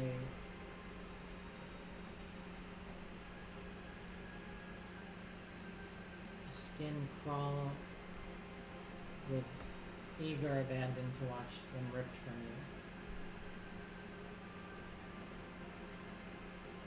As a matter of fact, why don't we start there?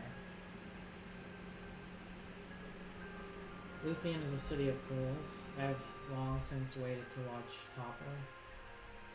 Humanity itself, vile and corrosive. I've watched as they squabble amongst themselves, causing their own worst suffering.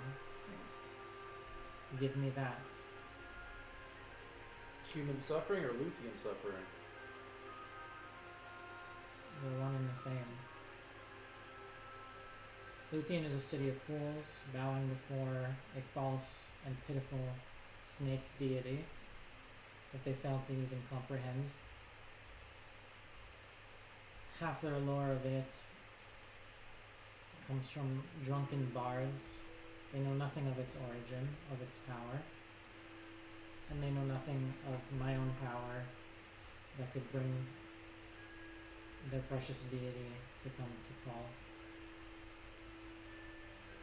And then from there she starts to speak in a more bitter, and you can tell now it's less philosophical and now it's more personal. Now it feels like she has a more personal vendetta in the way that she's speaking. And it feels almost like she's speaking from disgust. She mentions the High Priestess. She corrects herself and calls her the Grand Inquisitor. She makes my blood boil and my flesh writhe in disgust. She sends her armies to raid my lands, meddling in my affairs. She knows nothing of true power and believes herself to be on the side of the good for all that's worth. She's playing the same game as I am. She's just barely even a pawn within it. These are mere children worshipping an idol, an empire built on a lie.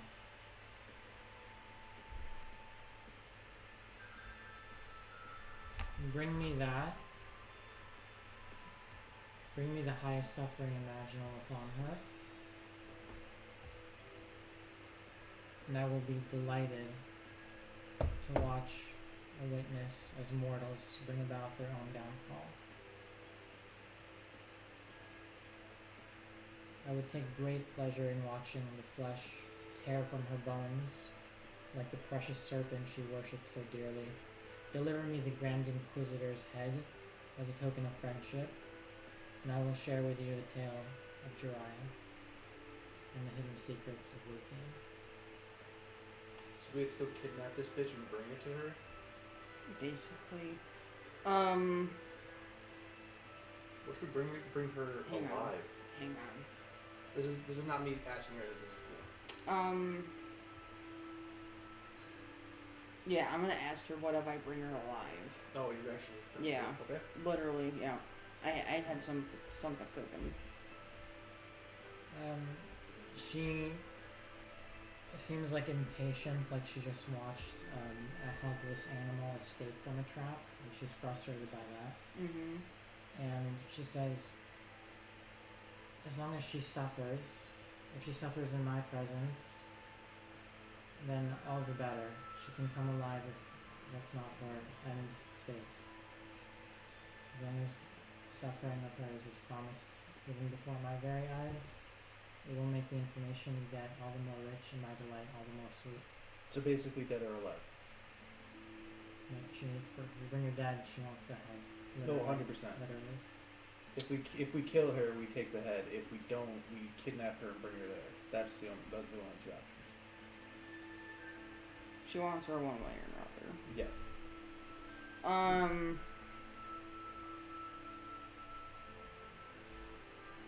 So the only thing that I get in return is just. Wait, no. You get information about Jiraiya, you get information about Luthian Secret Vault. In the vault, as far as you know, is information on. How can I put this? Information about, like, let's say the true history of Luthian. Things that might expose the cult, things that might expose the high priest, things that might exonerate Elaris, you don't know.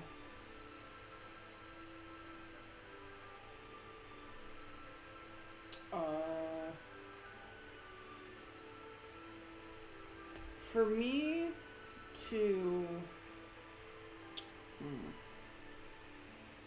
me to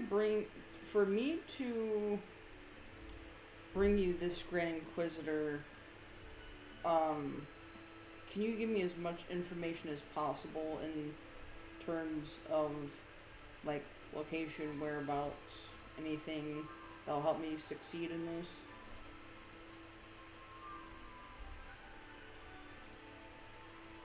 Only this. She prepares to almost turn back as she seems like she's done with you. Take her leave the deal, but she's had enough of you. As she prepares to almost turn away, she'll give you this final piece of information.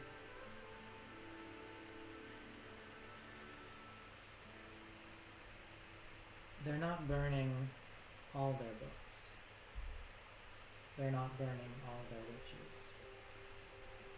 They still cling to magic,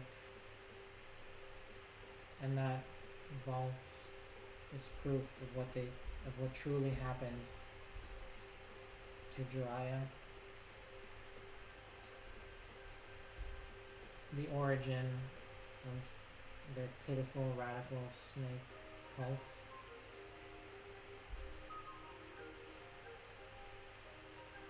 And the final piece of information I'll leave you with is the location of this vault is in the very heart of the Luthian Palace.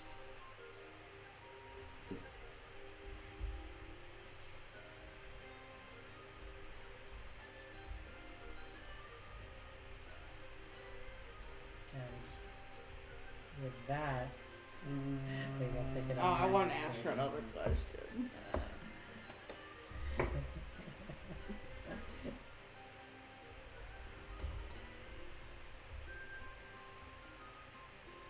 Well, I have a really funny. Fuck, I don't know. See, I don't know if that's gonna work or not. I don't know. I'm gonna still have to judge it up and we have think. time. I have an idea. I just need to think through it before I say anything. We have time. It's Mhm. just. God. I have some, like, some fucked up ideas up here. That was the most scared I've ever seen you guys. And what's interesting is that in your fear, you started to hate each other. I'm going to remember that for the rest of the campaign. I'm going to remember that that's how you deal with fear. You know what? Is that you turn I on want each to other. point this out completely. What? The hate didn't come from me. It came straight from Maddy. I'm trying to. Maddy was like, I'm gonna fucking I wasn't murder you. even there. Yeah, exactly. Like, I'm gonna murder you if we go to his house. It's like, we have to. Well, have to. Yes, we do. How else are we gonna get this shit? I don't I'm know. not gonna burn down another Can I hut. see my bag, please? Thanks. It's like, I have an idea. We'll burn down the I entire have- swampland I until have- we get there. They'll I never have catch something. us. I have something really interesting, but I Okay. don't know. I have to. We'll burn it all It's down. almost on the border. Man, dude, you know what I was gonna do during that conversation is I was Start lighting a small fire in the corner Yeah. of the room. use that shit now, bitch. No. I I love how it's want. always arson. It's always Like, you just see her off to the side, like, with a fucking flint. Like, There's- just trying to, like, burn her curtains down. She turns around towards the other thing and she's just like. Juniper, give me some of your twigs. I need them. Juniper, don't be a bitch. I need the kindling. Give me your kindling. Give me your hair. It's like arrested. Give me your hair. I need your hair. Yeah. So so what I was gonna do, because I think